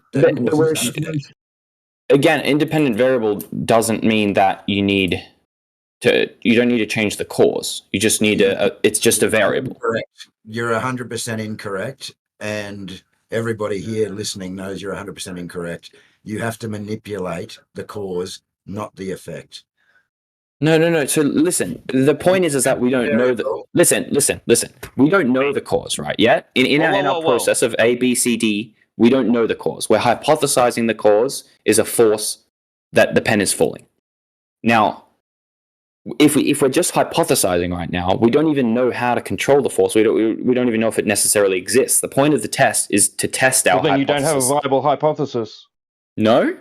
Just because we can't change the cause. No. Just because you can't change the cause in an experiment. Well, what are you going to do? Doesn't mean you can't change other things to explore whether or not that cause is still happening in the same way. So you're going to affirm the consequent. What does that mean, sorry? Affirm the consequent? So you're going to do something else and then assert that there was an unknown, unvariable force behind it. Like dark matter. Well, that's our hypothesis, no? No, but you can't declare something to be true based on an observation. You must test. That's the point of a hypothesis. Hold on, wait, Deck. No, it's not. Chat real quick. Donato's giving you some good stuff there. Just read that real quick, man. Just The hypothesis should also contain a prediction about its verifiability. For example, if hypothesis is true, then 1 should happen when 2 is manipulated. Totally. First blank 1 is the dependent variable. First blank 1 should happen when. So the dependent variable, what you're measuring, depends on what you're doing in the second blank. And the second blank 2 is manipulated, is the independent variable. Totally. You manipulate it to get a reaction, 100%. Yeah, so nowhere in there does it say it has to be the cause. Nowhere in there does it say it has to be the cause. Wait. How are you going to manipulate this so-called downward force that you're saying gravity is a downward? Oh, so then you don't have an experiment. You're not. No, you're misreading what he's just linked. So the first blank is the dependent, what we're measuring. So in this case, we'll say our hypothesis is there is a force acting on the pen or on the object, let's say, on the rock. And if I use a bigger rock, it will fall faster. Let's say. Identify the force. Yeah. We don't know why? Because that is your supposed cause. That's your supposition. That's your supposition of what's causing the effect. If you've never understood this thing before, you've just seen something fall for the first time, and you have no idea why. How could you possibly identify the force? You need to be able to Why are you so gung ho on gravity? Exactly. Like, why are you so hardcore believing in gravity when we haven't even made up the term gravity yet? You understand? I'm like putting myself in the mindset of someone who doesn't know anything about or any like theory, wasn't taught anything in school, whatever. We're just assuming we're dumb? You're saying we're uneducated? No, we're assuming we're uneducated. That's different to dumb. But yeah, we're uneducated, unknowledgeable. We are Newton level. No one's talked about gravity before. We just see things fall. I think you're projecting a little bit, though. Like, I think I get his effect. I don't think you know what projection means. Different sizes of rocks is his independent variable. He's going to vary the size of rocks. Yes, exactly. Yeah, it's an independent variable, 100%. So size. It's something you're changing to see how that affects the dependent variable, and the dependent variable in this case is the speed at which they fall, let's say, or the velocity. The independent variable is the speed? No, the dependent variable.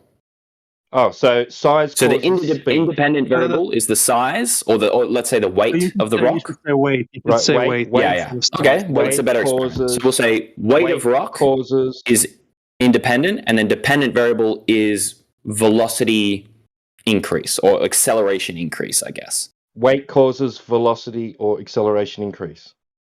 Wow. Well, probably acceleration increase is better rather than velocity. Okay, so weight causes acceleration increase. Well, an increase in weight will increase the rate at which the object accelerates. Right, so you're going to vary the weight. You're going to vary the weight of something. Yeah. So we'll get a light rock and a heavy rock. And to make sure they're controlled, we'll get let's not make them rocks, let's make it a ball of steel and a ball of titanium, let's say. So that they're the same size, the same volume, so that's a controlled variable. We're making sure that that's not coming into the equation, but we're just changing the weight of it. Make sense so far? No. So weight causes acceleration. Right. Okay. What does it make sense? So we've got a dependent variable, we've got an independent variable, right? And now we just need to do our test, correct? To see if our prediction is true. Our hypothesis. Okay, what is the test? What is the test? Okay, so we drop both an iron ball and a titanium ball from the same height, and we them at the same time. Our prediction is that because the titanium is heavier, I think titanium's heavier, maybe it's lighter. Because the iron is heavier, the iron will fall faster than the titanium. And cool. So we're changing the mass, we're measuring the speed at which they hit the ground. Which one hits first? You've changed the weight. Are you defining of the object we're dropping? Yeah. Yeah, we're equating them in this instance because we don't even know gravity exists yet, right? So we're just saying, I hold this in my hand, I put it on a scale, this one is more than this one, right? It pushes weight. down on everything. Yeah, we'll say weight. So weight. Sure. So we drop those two things from the same height and we measure the results of the test. Now, our prediction was that because one was heavier, it would fall faster. Interestingly, it didn't. So they both hit the ground at the same time. That's our result. And we go, interesting. Our hypothesis was wrong. That is a good observation. You proved your null hypothesis. It wasn't a null hypothesis. It was an actual hypothesis. In a scientific experiment, there must be a null hypothesis. Oh, apologies. What's the null hypothesis? That it doesn't affect it. It's the antithesis of your prediction. Sure. So the null hypothesis was proved to be true. That weight doesn't affect the rate at which things drop. So weight doesn't call acceleration of a falling object. An increase in weight doesn't increase the acceleration. Yes. So that's our conclusion from that experiment. Sound good? Yeah? No? Yes? No? You're doing the experiment, man. We finished the experiment. We're done. That's our conclusion. So are we happy that that was a valid scientific method and experiment that we just did? How old are you, Jack? I'll say yes. Let's just move on to using. Someone said yes or no. Is that a good experiment to do, or like a valid one that we can trust the results of? No. So why not? Why doesn't that experiment work? What experiment? The one we just meticulously described step by step. About dropping an iron and a titanium ball. I don't know why you're playing dumb. Dude, just like, you know what experiment I'm talking about. Okay, so now let's then move on to that same. Why are we moving on? Like, tell me yes or no. Is that gravity? You've proved density and buoyancy. You've proved that something. We're not proving anything. My question is that a valid scientific experiment? Yes or no? Okay, so you've proven that weight doesn't call acceleration of yes metal or no. That's just two options. I want to know, does that experiment sit right with you? Concede? Is that what you're yelling about? You want us to concede? There's no concession. I'm asking this experiment that we constructed together and just did, yes, that we could replicate. Yes. Okay, cool. So that experiment is fine, valid. We accept the results of it. So just then, what we've established, right, is that if there is a force that is acting on this object, any object, the weight of that object doesn't affect the rate at which it accelerates to the ground. That's a good piece of data when we're trying to investigate this natural phenomenon of things falling, right? No. Why are you concluding that? All you've done is just said that weight doesn't. Well, any information is good information relating to the thing, and I think it's a very innate intuition that we have as humans that heavy thing should fall faster. So it's exactly, we do, and that's interesting. So now we've got to go back, change what we said, or at least we've got to go back and use a different hypothesis that has a different independent variable in order to test different aspects of it. No, the independent variable is testing the cause again, so it's going to be testing your hypothesis. Well, no, it's not the cause. We understood that the independent variable that you're varying is your hypothesis of what you believe is causing the effect.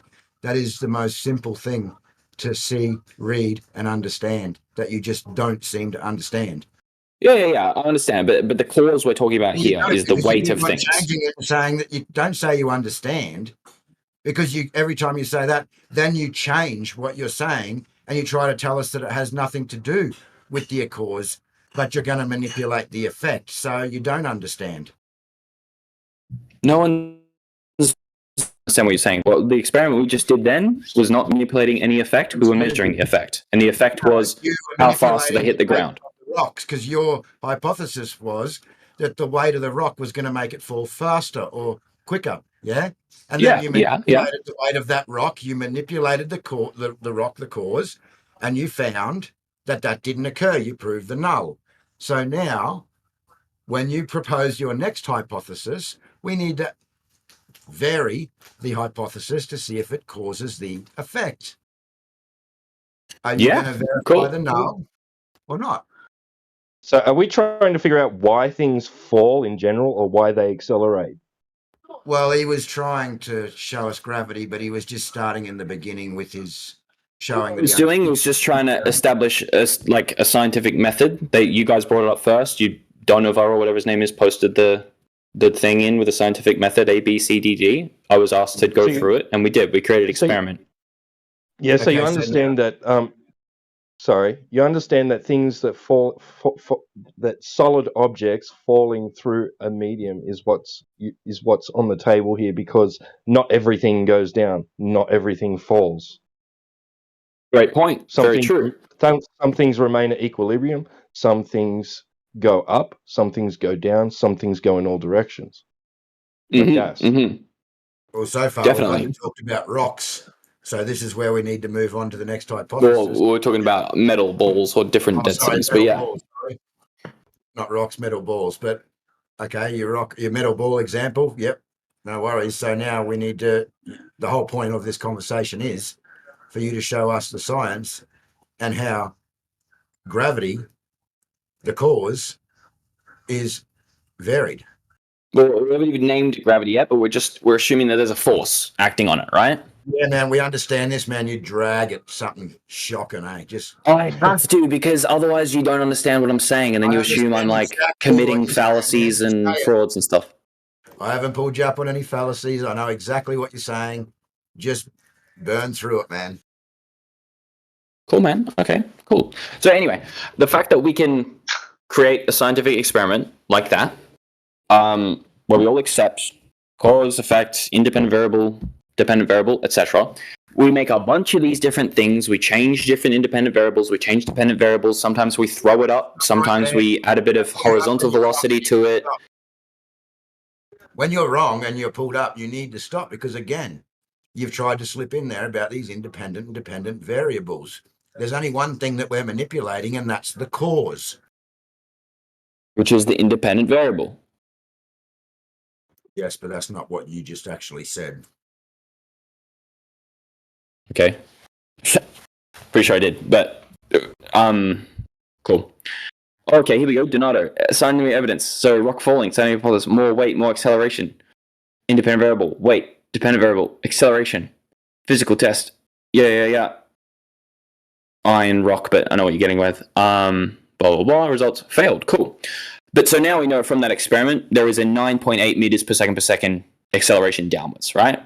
No, we haven't agreed upon average of 9.8 meters per second, because some things go up, some things go down, some things remain buoyant, and 9.8 meters per second is not always the case in different locations and different places. It's sure. I don't know if we included it in the previous experiment, but we did.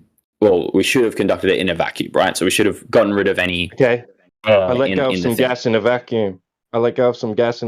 It didn't fall at 9.8 meters per second. So what now? Good point. Very interesting.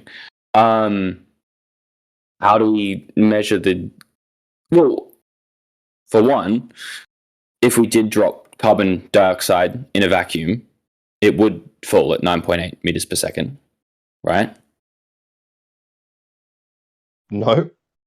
In what state? In what state of matter? Oh, gas.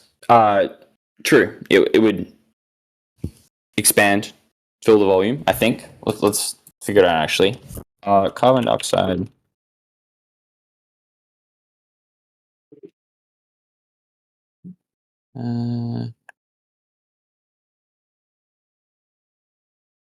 Got all these results are about greenhouse gases and things.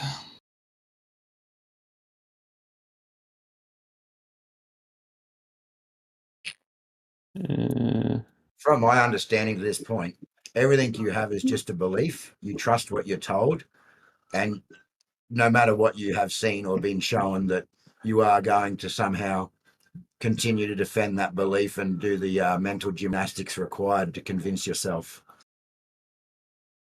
Yeah, I could say the same to you, but yeah, is what it is. All right. Amen. Cigarette. Hey, Deck. Yo. Good how old- Sigma. How old are you? I am 21 years old, 22 in November. Okay. Are you going to college? How old are you, Beastacles? I'm 28. Nice, man. Well, I'm 43 and my son's nearly your age, so. Represent. What is your son up to? Is he at uni?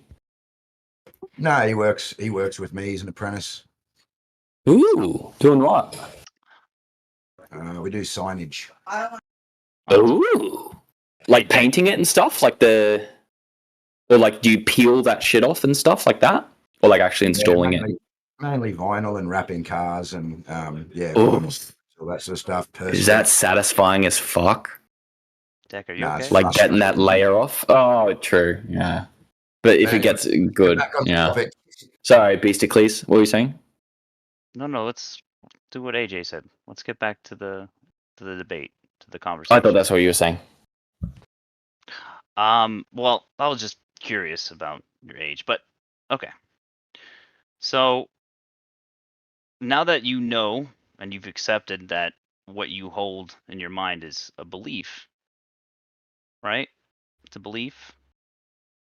We've already a belief by your standards is in without evidence. I still don't think it's without evidence, but sure, we have different standards of evidence. Again, where's your evidence of gravity, of you living on a ball? We're not going to go over this again. I've given it all. I count that as evidence. I understand that you don't. We have different levels of proof. You need to do it firsthand, be able to measure it with your own devices, etc. You cannot trust other people or institutions to combine and create scientific that's not in your mind valid enough. That's fair enough. In my mind, it is. That's where we diverge. That is what it is.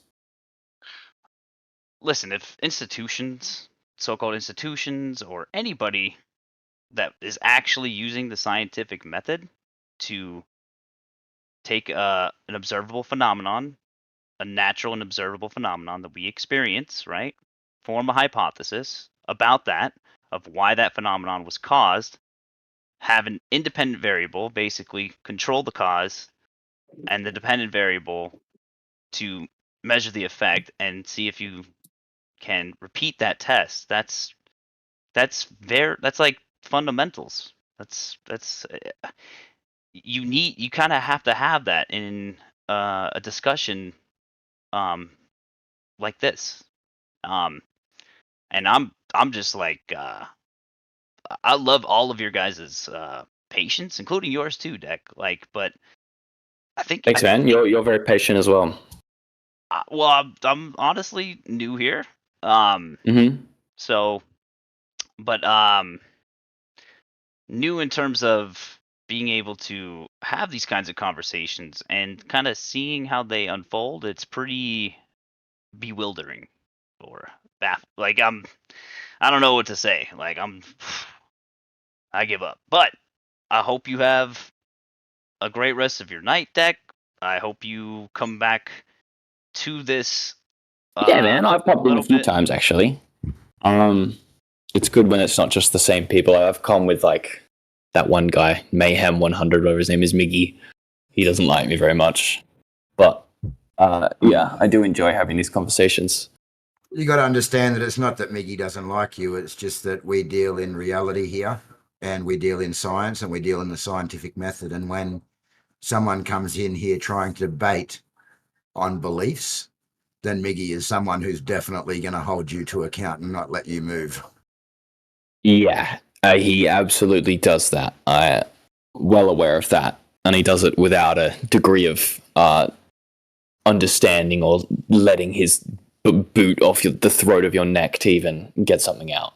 And when I join, he plays air horns and plays like repeats of like things I've made mistakes with in the past. I count that as like a personal kind of thing, but you know, up to you. I wouldn't say he's forgiving, at least. But anyway, I'm glad that you guys take a bit of a different temperament to other people. But I'm also glad that there's a nice wide variety of different personas in this server. But yeah, thanks for having a chat with me. Anyway. Valve flying, you guys want to say something? I guess I just have one question. I don't know. I've just been mostly listening, but I'm curious, Deck, what would it take for... Maybe this is just such a nonsense question to even ask. What would it take for you to actually see the flat Earth in like a reasonable way? Like to see... Interesting what would it take? question. What would it take for you? I mean, I can't really say what it took to get me to believe or know that the Earth is round, right? Like, I wouldn't be able to give you a step by step of like when I was 4 and I was shown this and that and blah blah blah. You don't. So how I would actually be able to deconstruct all that and then build that up again from a flat Earth perspective would be interesting. I mean, for me to like invalidate the idea that the Earth is a sphere would have to invalidate like all the laws of physics that I know to work and underlie the things that I see every day, right? Like it would completely disrupt my reality, right? So like even the simple idea of like things in space without any force acting on them will be attracted to each other, and that naturally forms spheres, which is why we get planets, stars, fucking black holes, etc., which are all spherical because of the way forces equally distribute equally out in all directions, right? Sure, you know, yeah. I know it's semantics, but what I'm saying is from my perspective. I just kind of want to hear other opinions. Yeah. No, I'm with you. Can you kind of see why it's frustrating when you're asked of like proof of a globe? The first things you go to are lights in the sky, and other people have done science, and those lights in the sky are planets for sure, and what we're on right now is a planet as well. You can see how that's kind of frustrating, right? I can understand why that becomes an issue for people. All I'm trying to do is answer as truthfully as possible as to what comes first to mind, as to why in my mind I think it's a sphere, and it's because when I think of all these other things, they're all spheres, and I have reasons for understanding why they came to be spheres and blah blah blah. I understand that's all based off of the religious science institution and belief. Yeah, we get it, dude. Yeah, sure. But hold on, Deck. Yes, I understand the frustration. Real quick, what Valve's question? Yeah, what Valve's question was is just like why he said, "What would it take?" Right, and what you said was, what would it take for you to go back to when you were 4 and essentially unlearn?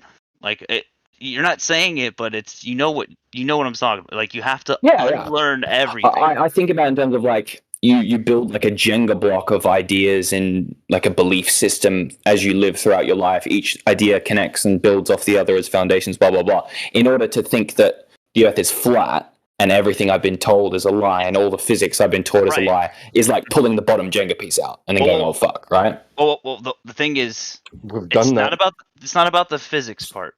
You haven't done that. If you'd done that, I'd be having a mental breakdown. But I appreciate it. It's not even about the physics part per se. It's what you said just before the physics part that been told to you is a lie. That's the reconciliation that you need, especially if you've been here already, that you really need to focus on. It's not about why would they lie. When I say that, I mean more everything that I've been taught in the way I think about natural phenomena and how they interact. I understand that most of the shit I hear from media and the government is complete garbage. You don't even know how they connect. You don't even know how they connect. You admitted that it's all just a faith that you have in some guy that said something. I'm saying that because I know that's what you believe, and we don't need to go into the viscera of the conversation. We understand we disagree. We're talking about something else. You admitted it. I said it doesn't mean I believe it, okay? I said it for the sake of you guys. But anyway, basically. You said it because you didn't have a fucking answer. Like, do you see why they're being curt, though? Deck? Yeah, because everyone they meet every single day tells them they're a fucking idiot and that they're, of course. There was at least like 6 or 7 people today just fucking reading through it every, 30 minutes. It was pretty funny, actually. I For mean, me, just it's frustrating, and it's got nothing to do with people calling me an idiot because I really couldn't give two fucks what anyone thinks about me. But Yeah, well, that's good. Yeah, Same. that's very, good. that's a good it's way to That's very put not it. the reason. frustrating when I'm reading the scientific method and I'm reading about independent variables, and you're just not accepting that, and you're just putting your own spin on it that suits your belief. That's frustrating. That's the Yeah, but the thing is, like, it's just as frustrating for me to hear you guys do the exact same thing. Like, to me, it seems like you read all this stuff and you put your own spin on it in the exact same way that it seems to you, How? like, I How? read it and put my own spin on it. That's just how stuff works. How do we put our spin on it? How do we put a spin on it? What do we put a spin on? Yeah, I there's don't no think there's a spin. We're spin. reading directly from what it says it is. You're arguing with If you science. guys listen, you're currently arguing with the idea that every single human being doesn't put their own spin on every single thing they do, which they absolutely do, including yourself. What we were just speaking about, because we were talking about reading out the scientific method step by step, and you not accepting that scientific method. I accepted it, and we created a scientific experiment that we both accepted, so we can understand that we both accept the same scientific method of inquiry. And then we tried to move on, and you changed again the meaning of that independent and dependent variable, and we still didn't actually get to the whole point or crux of the conversation, which was you were going to show us how we could use this scientific method to prove gravity, well, to confirm gravity, yeah? And we never got there either. So that's what's very frustrating when you continually change what. Well, that's fair enough. And I'll concede on this that the idea of creating a physical experiment where we can manipulate all the variables involved with it and have complete control over controlled, independent, dependent, etc., isn't going to work. Well, this is my issue. What are all the variables? Because the variable is, again, your hypothesis. So yeah, exactly. The variable is dependent on the hypothesis. Exactly. You're right. No, you're testing the hypothesis. And therefore the variables are dependent on what you choose to be the hypothesis, because then you have to change the variables that you're measuring. You said you've been here multiple times, right? With 3 or 4 maybe. Okay. Yeah. Has there been any conversation that you've had in your 3 to 4 times, anything that made you kind of have a second look at what information you hold dear in your mind, like regardless belief, whatever the definition of belief, however you want to I'm just saying, has there been anything that you're like, maybe these guys are onto something? Anything like that? Like, yeah, I mean, I'm sure, like, there's a few things that I see going past in the chat that are a random fucking meme with some text over it or whatever, that I'm sure have grains of truth to it. And there's obviously a lot of things that are covered up by the powers that be in order to keep the population under control, and that they keep getting the money and the power and everything, of course. So, Deck, so you understand that you're essentially in a cult, right? But you like, if you don't understand that Flat Earth is somewhat cult-like as well, you know, like, we're all in kind of cults of different things, personality, ideas, etc. Like, we're all going to be subject to different things. I would say this Discord in particular is a lot more culty than other places you'll go to, only because if someone speaks out with a different idea, 5 people speak up and say, no, you're wrong, here's why, blah, blah, blah, spamming. That's somewhat culty, all right, in nature, but sure. Hold on, man. Hold on. Okay, so... being right is in being in a cult. Oh, okay. Well, I mean, people in a cult would say the same thing, is my point. Like, you can't really tell the difference when you're in it. And again, you're just assuming all this stuff. You know, I had nothing to do with it. I'm saying I'm victim to that as well. If I'm in the cult of science, then I'm blind to why it's a cult. And if you're in the cult of Flat Earth, you're blind to why that's a cult as well. I'm just saying. Hang on. So why is Flat Earth a cult? Yeah, why is the truth a cult? And again, I don't believe I'm in any cult because, like I said, I'm 43 years old. I've believed or known this for a very long time. And I came to that conclusion through my own observations being out on the ocean for a long time and seeing different things. I won't go into that, but please do. And then further looking into it and doing these things. I've been on Discord here, if you check my profile, for about 6 months, and I really had nothing to do with any flat earth groups prior to this. So, Same. you know, to say that I'm hanging out in this cult of beliefs of flat earthers, I was on my own with everyone telling me I was a fucking dickhead.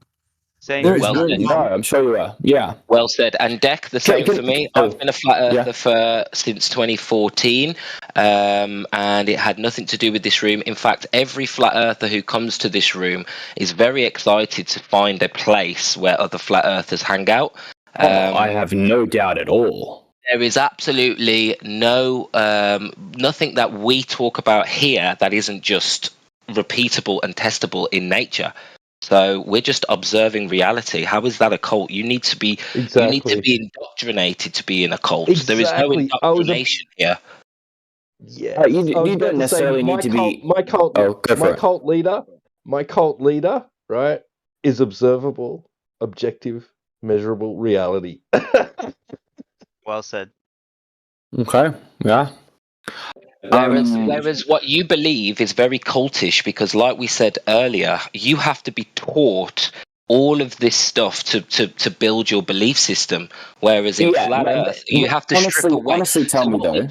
What we do is we actually try and get you to get rid of this indoctrination and use your God-given senses to determine where you are. That is not a cult. That is called science. And scientific. Yeah, sure, but you've also got to see it from the perspective and have like the understanding, that looking in from the outside, what you see is people come in and then without tell me honestly, how many of you guys have individually come up with all these scientific explanations and things that you post in the chat constantly? All of them, or a couple of them? Because there's no way each of you has individually tested every single thing that you post on here, right? So there's some ideas that get thrown around and distributed within this. I'm not saying it's a bad thing, it's an inevitable thing. And I'm sure there's plenty of people that sit here with their mic muted, just listening, taking it in. They've never heard most of the explanations you guys use when describing flat Earth. They haven't heard it before. They hear it, and it is a form of them learning, right? In the same way that they could be sitting in a science class and absorbing that. They're absorbing different things. But to think that you're different and separate, it's very egotistical, is all I'm saying. Deck, because again, let's give the example of tonight. Someone says to me, hey, AJ, this is what the meaning of science is. Or let's just say I do listen to I read one of these things in the chat, or I listen to a YouTube channel that says something, right? It might be about gravity. It might be about relativity. You know, I even listen to Globe channels that speak about these things, yeah? And then I go on and I'd go and research it for myself. If there's something that I can test and look at and do, I'll go and do it. If it's something about science, like tonight, I can go on and I can read the scientific method. I can read further and I can actually see what the dependent and independent variables are and what's manipulated. Yeah. So then I've learned something and I've accepted it. The difference is that when you seem to read that, you don't accept it. Yeah, sure. The same thing says when you read and accept a Globe thing, you don't accept it either. We're doing the same thing. We're testing that and we're looking at that. Okay, for example, is gravity scientific? No. Purely no. Sure. We can see that through the scientific method. So that's a belief that you've held your whole life. This is what I still believe. And until I stop holding it, which I don't have control over, I don't get to snap my fingers and choose when my belief changes. You do have control over it, brother. That's my biggest thing. It's like, I don't know. I feel like I disagree. We want you to come to these conclusions on your own. That's the ultimate goal here, man. Is for you to open your eyes to your own reality, not trust anybody to tell you what you're observing and what you're feeling and what you're experiencing in reality. I'm with you there. It can be an interesting, but I've certainly gone on that path myself in a different, obviously not on a flat Earth. It's you said how you're nearly there. Do you see how your own do you understand? Yeah, I get it, man. I get it. This is a self journey, man. But Deck, for example, you're saying that we, sound a bit cultish, right? But it's only because we have refined the arguments. We've been doing this for years, and when I say we, flat earthers have been arguing and discussing with Globers for years, and now the arguments are well understood by flat earthers. they're not as well understood by Globers. Questioned, but these are the questions that we've been answering since well before 2015. So all you're seeing is refined argument. For example, gas pressure. The second law of thermodynamics, which I hope you're aware of as well, states that you can't have gas pressure next to you can't have high pressure next to low pressure without some sort of containment. This is not a cultish idea. This is something that flat earthers have discussed and begun to question, because the heliocentric model goes against the laws of science. It doesn't. So what We can we go do into is that if we we learn want, the but basic we laws don't of have to. science. But listen. But listen. No. I get what you're saying, and I understand that you've gone through all this very particularly, and you've been refining it since before 2015. Could be 1980, could be 1950. Yeah, sure, but it's definitely not longer than regular science, which has been doing it for thousands of years, right? Like, you can understand that. Hold on. It's not the point. It's not the point. But can you recognize the fact that yes, you've been doing it for a while, but so has the other science, right? Deck, you got to calm down, brother. I'm not particularly hyped up. You're getting a little hyped up, but it's okay. This is what we call cognitive dissonance. We all had to go through it at one point or another when we first came across contradicting information about what we were being told our entire lives and shown. The gas stuff, it's not contradictory to me at all. I understand it, and it makes sense to me. Just hear me There's out. no cognitive dissonance happening there. But yeah, sure, go for it. Hear me out, though. What you're experiencing is the fact that if we are telling you the truth, right? Just assume for a second we are telling you the truth, right? What are the implications of that in your own life? It's a lot. We're telling you it's a lot, right? Big time. It's a lot. That's honest. I definitely want you to seriously consider the possibility that we are telling the truth, and how that would affect everything that you experience in your life on a day-to-day basis. Who's telling you what to believe, what to eat? Yeah, man. Yeah. I know, dude. I get it. And it puts the burden of responsibility for your life on your shoulders rather than authoritative. And people don't like that. Yeah, they don't. It's very You don't like that. I'm sure. Yeah, right? Humans as organisms don't like the idea that the model that they've previously built up could be wrong, and that they have to change it all. Absolutely. But just you personally, from me to you, just hear me out, man. Like, do you want to rely on other people your entire life, or do you want to have some? Yes, I do want. Not only do I want, but I think it's inevitable that I will have to rely on other people to trust that they are doing their job correctly. It doesn't necessarily have to be the people above me or in authority places, but I think it's inevitable that you have to trust some people. At the end of the day, you are the only person that is responsible for you. That's it. No one's going to help you in this life. You can't trust anybody to tell you what's best for you. No, your family members, your friends, your teachers, your boss, nobody else. That is the Well, I think I disagree. I mean, not only you know for sure what's right, but you can accept advice from other people, and oftentimes they do have good advice. You can have friends, you can have opposing ideas from other people and listen to that, but at the end of the day, you are responsible for you. Go ahead, Root. Exactly. And once you sort of subscribe to the idea that, oh yeah, everybody else is smarter than me, so they can figure this out, you actually give your power away. You're actually assuming that you can't figure this stuff out for yourself. We're not saying you have to go and buy all this equipment and do every experiment, but you should verify whether these experiments fall under the category of science or pseudoscience, and you need to be strict. There needs to be a scientific method adhered to. Otherwise, you're dealing in the theoretical realm. So when you get into a debate or you're trying to figure out the truth in a situation, then really, if you can't find any actual real science backing this theory, then you put a pin in it and you say, Maybe, possibly, but this can't be considered truth. This can't be considered science. And I think you need to be very careful taking that step by saying, oh, this is settled science, when it doesn't have an experiment. Right back at you, buddy. 100%. I'm with you. So when it comes to the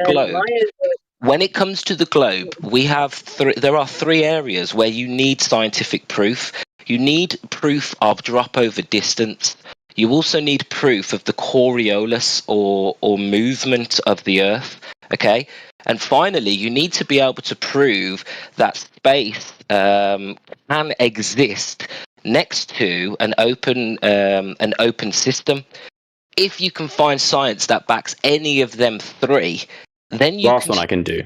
Then you can start saying, right, okay, I have something tangible here, so I can go and verify it. This doesn't mean that you have to go and do every experiment yourself, but it means you need to go and find enough evidence to build what you can consider is proof.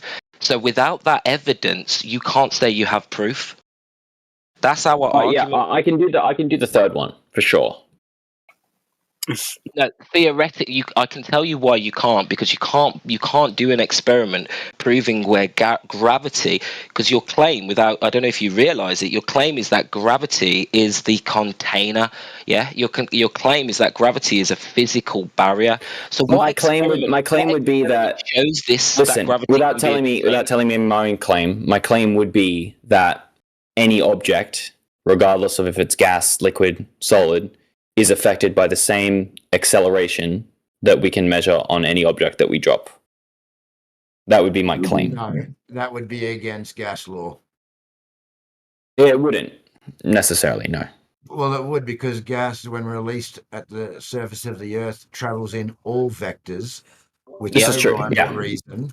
Yeah, so but the gas is, listen, gas is not an individual object. Gas is comprised of trillions of objects. For example, I'm addressing your own example.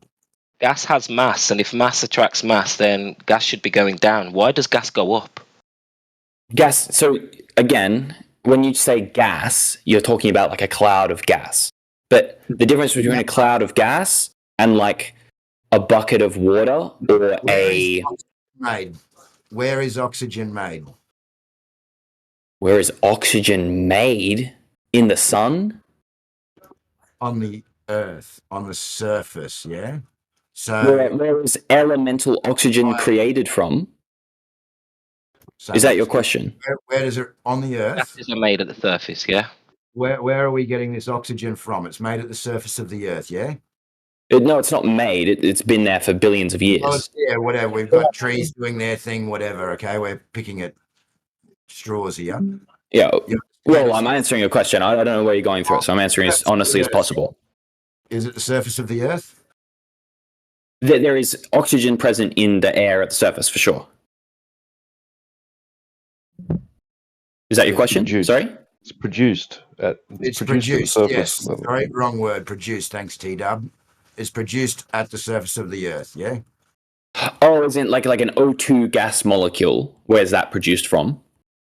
Yes. Yeah, trees at the surface of the Earth, algae in the oceans, etc. Yeah, for sure. Okay, cool. So now there's no downward bias there, where gravity's at its strongest at the Earth, and then all of a sudden this atmosphere. Well, you're making a claim there. You're making a claim there that there's no downward bias. Downward bias is in like downward force vector. Is that what you're saying?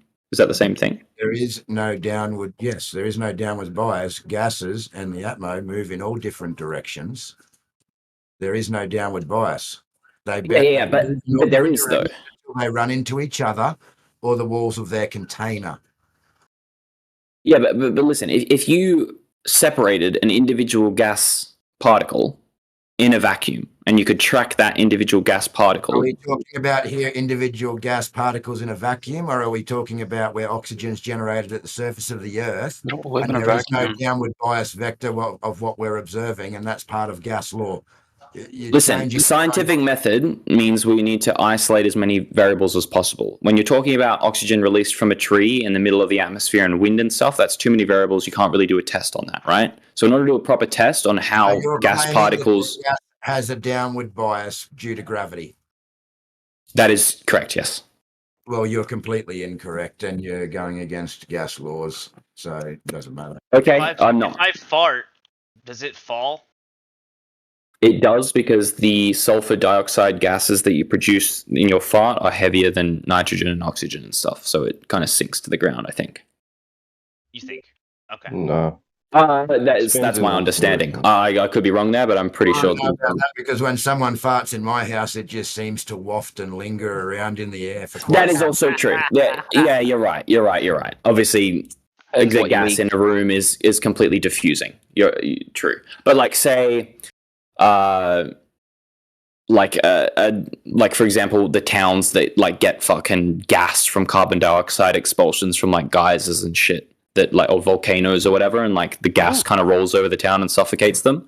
That's an example of like gravity affecting different densities of gases when there's enough gas. No, of course it will eventually disperse, but for the time that it is there, it will be at the bottom of the. Why would it disperse? Are you saying that gravity is fickle and actually has no effect on gas? No. I'm just saying that over time, entropy tends to lead to things not being ordered. That is obviously going to stop being one big cloud and eventually ping off and disperse amongst everything. Oh, so gravity is very selective, right? No. Gravity is just very weak. It is a weak force, and well, if you want to call it a force, but the effect of gravity is very subtle. And when you're talking about individual gas molecules, they're barely affected by gravity if we're considering it having a very low mass. That's my understanding of it, at least. Okay. I don't know what the fuck you're talking about, to be honest. Oh, I do. So when you release something into our Atmo, okay, let's just say it's a car tire, a gas cylinder, like a propane cylinder. I don't know where you live, but gas or propane. Where do you think I live, mate? I think you live in Melbourne or Sydney. Perth, mate. But yeah, sorry. Go on. Which one is it, Melbourne or Sydney? It's Perth, you dog.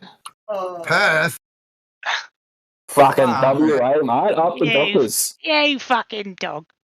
Sorry. Yeah. Jeez, Anyway. I got that one wrong. Well, happens.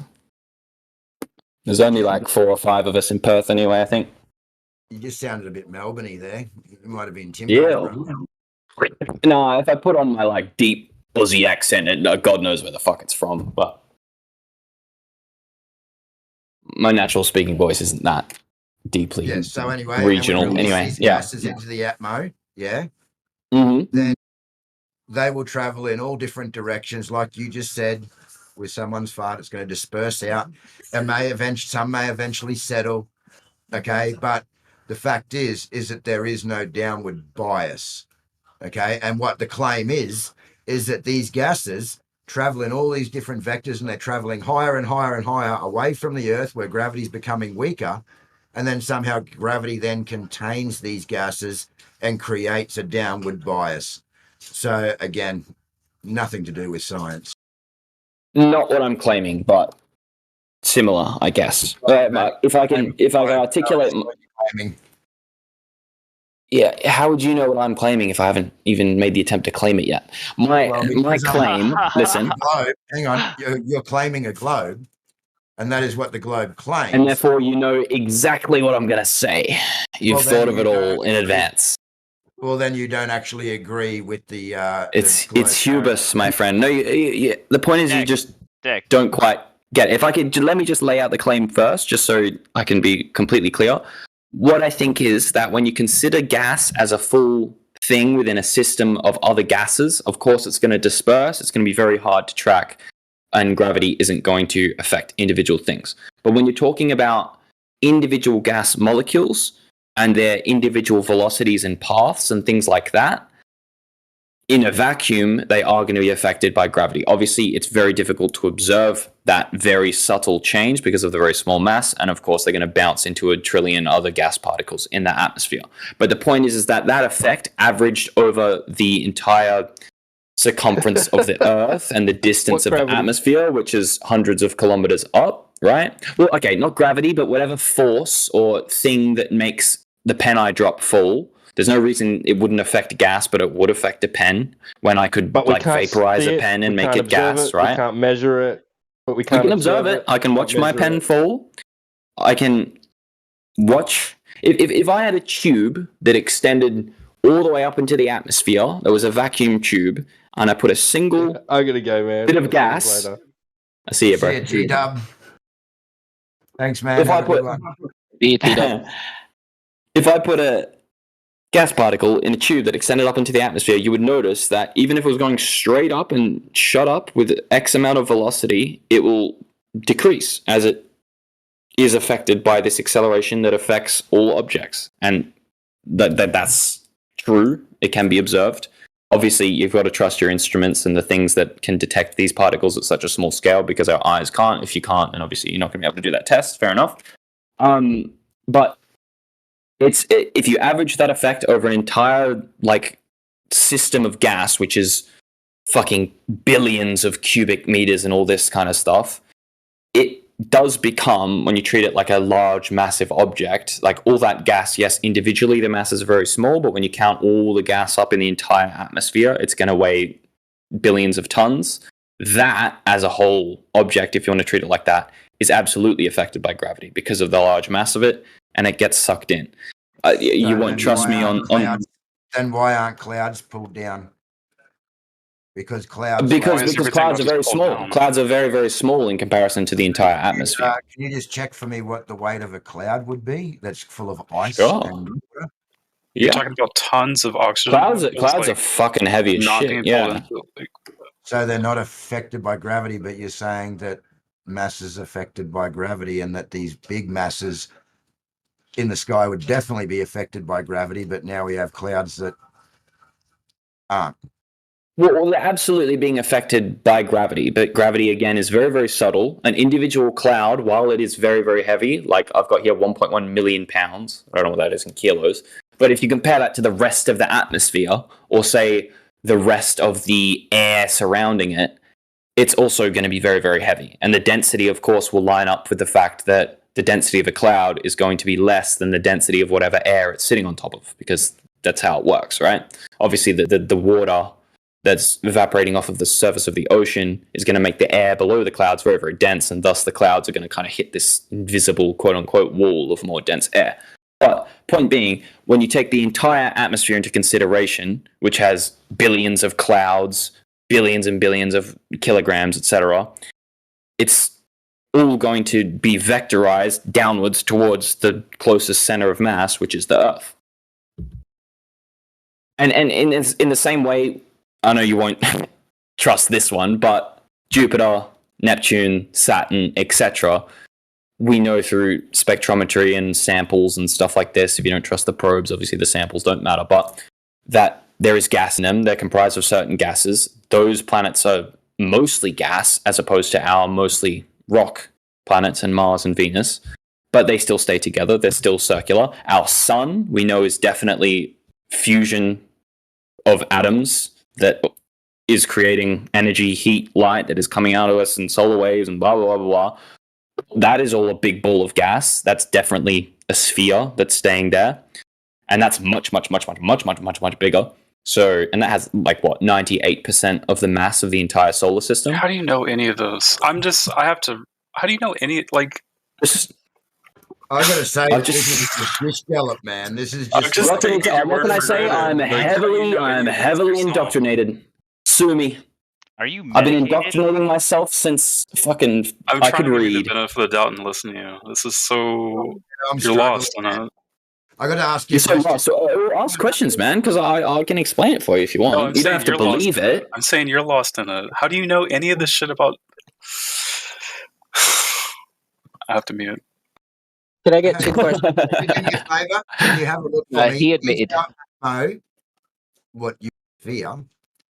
Can you check if that is considered as a perfect gas? I was wondering why you're calling it Atmo, because it has sphere in it. Okay, fair enough. That's funny. First of all, I'd say that atmosphere is an oxymoron because... Yes, flat Earth, of course.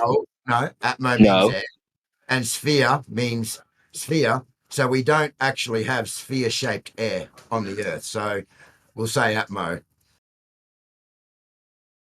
Well, yeah, your claim is that we Logic don't. again. My claim is It's that not cult. It's not cultish. It's just logic again, Deck. yeah, you can. It's an empty statement because you can say that about anything. Like I understand you believe it, but I could say the same thing. I could mean it. You know. Sorry, AJ. Keep going. Just have a look for us. Is our atmosphere, Atmo, considered a perfect gas? I don't think anything is really considered a perfect gas, but Just have a look under our gas laws. Let's look at gas laws for a minute here, and let's have a look. I assume it gets pretty close, hey, because it's very large. Oh, we're not assuming. Let's just look it up really quick, like you've done. The atmosphere is mostly natural oxygen, both of whose behaviors is very close to ideal at the temperatures and pressures found in the atmosphere. Ideal or perfect gas. Our Atmo is considered an ideal gas.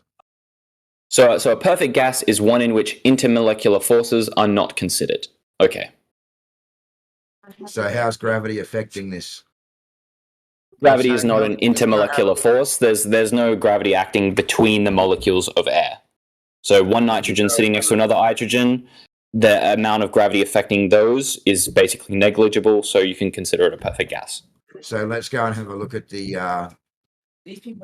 of this ideal gas and state what the properties or what it does. Background shit talking. I mean, again, all these examples, I mean, Donato's picture here, 100% right.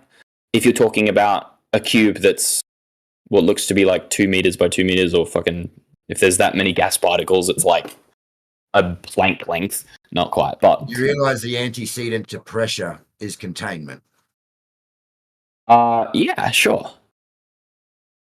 And you understand that a containment is a wall that exhibits a force when a gas comes into contact with it, right? So therefore not gravity, the bending and warping of space-time. Bending and warping of space-time, while not technically considered a force, I think there's debate on it. I don't know exactly, but there's no debate. There's no debate that gravity definitely affects objects and creates an acceleration that we can measure. Would you disagree? Where do we see or at least that gas? Dude, you have a great imagination. Yeah, seriously. sorry, You're a nice the dude, question but is you've got where a good do we see- imagination. I do have a great imagination. Thank you for that. I'm going to play some Dungeons and Dragons actually next week, and I'm looking very forward to it. Quoting Michikaku, we lied to Honestly, you. Gravity doesn't suck you down to the earth. Space pushes you down. What pushes you down, sorry? Space. Space. Yeah, but it still exhibits a force on you. Yeah. Space, absence of anything. But like, how? I don't understand how you can possibly listen. How can you quote Michio Kaku? How can you quote this guy who is definitely not a flat earther? He believes the Earth is a sphere. How can you quote anything he says if he's like a fucking globetard or whatever? And like, isn't he the malicious scientific people that don't know what they're doing? Listen, No, we he's a hostile witness. He says this, and he's one of the preachers. don't go around calling people globetards. No, Listen, okay. we're not, I'm sorry. We don't I'm go sorry. around calling people You're right. globetards. This isn't just a petty little game that we play. We're literally only interested in science. We're literally only interested in observable reality. This is not a cult, and this is not a game. Yeah, I didn't say it was. We want you to be accurate, and we really want you to focus on the curvature argument and the motion argument, because these are the only two things that you can test. I want you to be logical as well. So I don't understand why half the time you're telling me don't trust anyone. Science is a lie. They're all lying. They don't even use science to do their thing. And then in the next moment, you link to me a very prominent professional physicist that's backing you up. Like, you know what hostile witness is? So I think so. I'm not big on legal. Yeah. Yeah, but it's somebody on, let's say, the heliocentric side. One of the preachers, a scientist, he says this. How silly it is. It's called using it as a hostile witness. Now we can use different people like Michio Kaku, preach, for example, from this side in arguments. Then we can use them again as hostile witnesses. Because not everything's agreed upon within the heliocentric model, for example, right? Mm-hmm. That makes sense. Sure. Cool. I get it, but at the same time, why is it that I can quote, like you're trusting this physicist that what he's saying there about gravity and how it's not actually gravity, it's the force of space or whatever. Why does that have any weight at all? Or you're using it just to deconstruct my argument? Lots of different. There's at least 2 different types of gravity, and there's lots of different scientists who prefer 1 or 2 different types of gravity. And those 2 types of gravity, they've got different opinions on as well. So this is true, but it's also true that the basic equations, they're all going to agree on Kepler's law, say, of like radius and mass and stuff that affects the actual path that planetary bodies and stuff like take. That's very basic gravity. They're all going to agree on that because that's basically settled science. We can look at things in space. Well, obviously you're not going to consider it settled science, but in the wider scientific community, they can observe this stuff and they go, yeah, I mean, we're all looking at it with different telescopes, taking the same measurements and seeing it does the same thing. So we agree on that. But then when you get to the actual core, like why behind it, is it Einsteinian? Is it fucking all this other kind of stuff? Fair enough. There's going to be disagreements because that's on the fringes of physics. But when we go to the stuff that's actually like well established that we use every day to satellites, internet, blah, blah, blah, blah, all this kind of shit, that stuff is pretty fucking solid. Very solid. The point is all this pseudoscience is not science, but it's been lumped in with genuine science. Yeah, sure. I'm sure there's a lot of stuff we got wrong. And the kind of the whole point of science is to be able to explore the stuff that we think could be wrong, that could be pseudoscience, and use better scientific inquiry and better scientific tools as technology progresses to see if we were right or if we were wrong. And if we're wrong, you just put a paper out, people peer review it and go, oh, this is good science. They're using good techniques, and it actually completely deconstructs what we thought of before. We'll put it in fucking Nature magazine or whatever the fuck. And that's happened hundreds of times. And I'm sure many times it's been put there because some fucking BP oil energy company has said this, that, and the other, and it looks good, and people go, whoa, this, that, and the other. But that's going to happen either way. Again, you don't throw the baby out with the bathwater. A lot of it is genuine scientists that actually want to improve their field and understanding, and they've made a genuine improvement. So many fallacies. Truly baffled by your lack of humanity when dealing with subjects that you clearly have no prior knowledge of. According to you, sure, but I think I'd...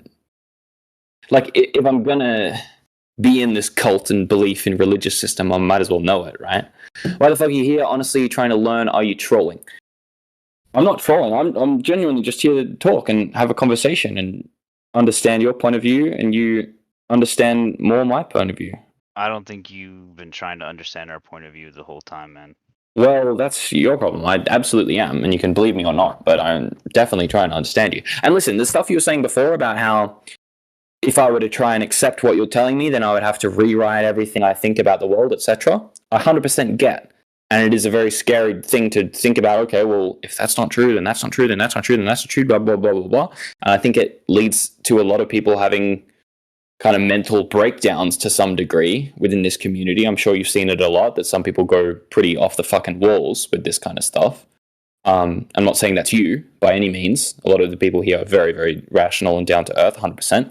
But I think you would be kidding yourself if you think all of your community is exactly to the same level that you guys are intellectually and rationally and understand all the arguments. Right back at you. Right back at I think it's the same for the science community. Amen. Yeah, I'm not saying it's not. What are you saying, Valve? Sorry. I was just saying it's probably the same for like y'all just agreed with. I don't need to repeat myself. It is. Yeah, it is the same in every single thing. There's going to be people that actually know what they're talking about. There's going to be people that just agree and nod their head to the guy in the room that's speaking the loudest and then repeat parroting talking points. Yeah, 100%, without actually understanding the underlying stuff behind it. I pride myself on trying to understand as best as possible the underlying mechanics behind it. Are you though? Yeah, Okay. yeah, I am. And you need to believe when I'm telling you that I truly am trying my very, very best. Whether that's not good enough for you is your problem. But I am trying. So earlier when we was talking about gravity and how do you scientifically, or how do you apply gravity to a scientific experiment and all this stuff, and you was bringing up your objects, right? Why is it that you was hearing relative density or a specific gravity, and why were they using that instead? I'm sorry, I don't follow the Like, question. why did I Okay, bring up no, density hang and on. buoyancy, basically? You're trying to prove that there is a force, not a force, pulling an object to the ground, pushing an object to the ground, okay? And they're just saying it's specific gravity or relative density. Why? What's the fundamental reason why during that conversation? Why are they trying to say it's buoyancy? No. Is that what you're asking me? Yes. Why? Why would because they that's what they believe to be true. Okay. Whenever they were going on and talking about how in the scientific method you have to be able to manipulate your cause. Okay. The reason they're not saying that there's a force, not a force, pulling or pushing an object to the ground is because they can't manipulate it. They can manipulate the medium and all the other variables around the object. They cannot manipulate the gravity itself. Okay. That's it. Okay.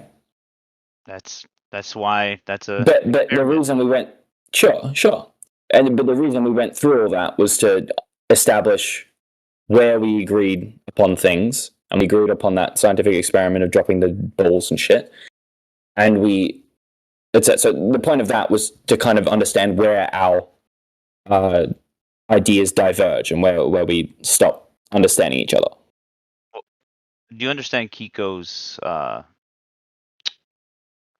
disposition? Why he said to you, disposition? Why do you think we are bringing up density and buoyancy as a repeatable, measurable phenomenon? Because we can manipulate the mediums around us. We can use water, we can use air, we can use any medium we choose to, because the medium is what we're manipulating. So let's yeah. two objects. But why is it that like oil floats instead of sinking? Okay. And I'm going to have, and I'm going to change the medium only. I drop a 1 pound of iron and I drop 1 pound of wood in air. They both fall. I drop the same 1 pound iron and wood into water. Iron sinks, wood floats. I drop the wood and iron into liquid mercury. They both float. Why? Because the medium. Right. Yeah.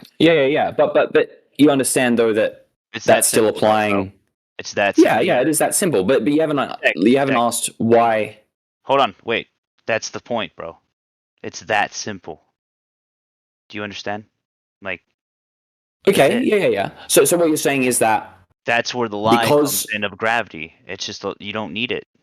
So what you're saying is because there's like this whole atmosphere around us. When you drop a piece of wood, it's only falling because of the relative density between the air and the wood, or the air and the iron. Just take a step back, simplify it, bro. I'm asking a question because that's where I'm stuck. I know. We all know. And yet you refuse to answer it. I'm trying to hear Kiko. He's breaking up. Go ahead, Kiko. You're trying to establish that there's a downward bias. Let's change it up. I put my two objects in the bottom of a container. Right? Now I fill it up with air. nothing happens. I fill it up with water. The wood floats. I fill it up with liquid mercury. They both begin to float. Yeah, but I've got a question for you, a different one that But I've got one that's gonna stick it to you real bad here. So we established, yeah, big time. So we established, right, that when we drop both iron and titanium in a vacuum or even in air, they both fall at the same rate, correct? Correct? Sure, I'll agree. In a vacuum? But then I'll In have a to vacuum follow or up. in air, they fall at the same rate. Kiko, you're If they're the same, so if they're the same volume, right, the exact same shape, then the air resistance isn't going to affect it like differently between them. So if we make sure it's in air, the object is the same size, and we just change the density of that. Stream then restarts at 24 hours. What is your profession?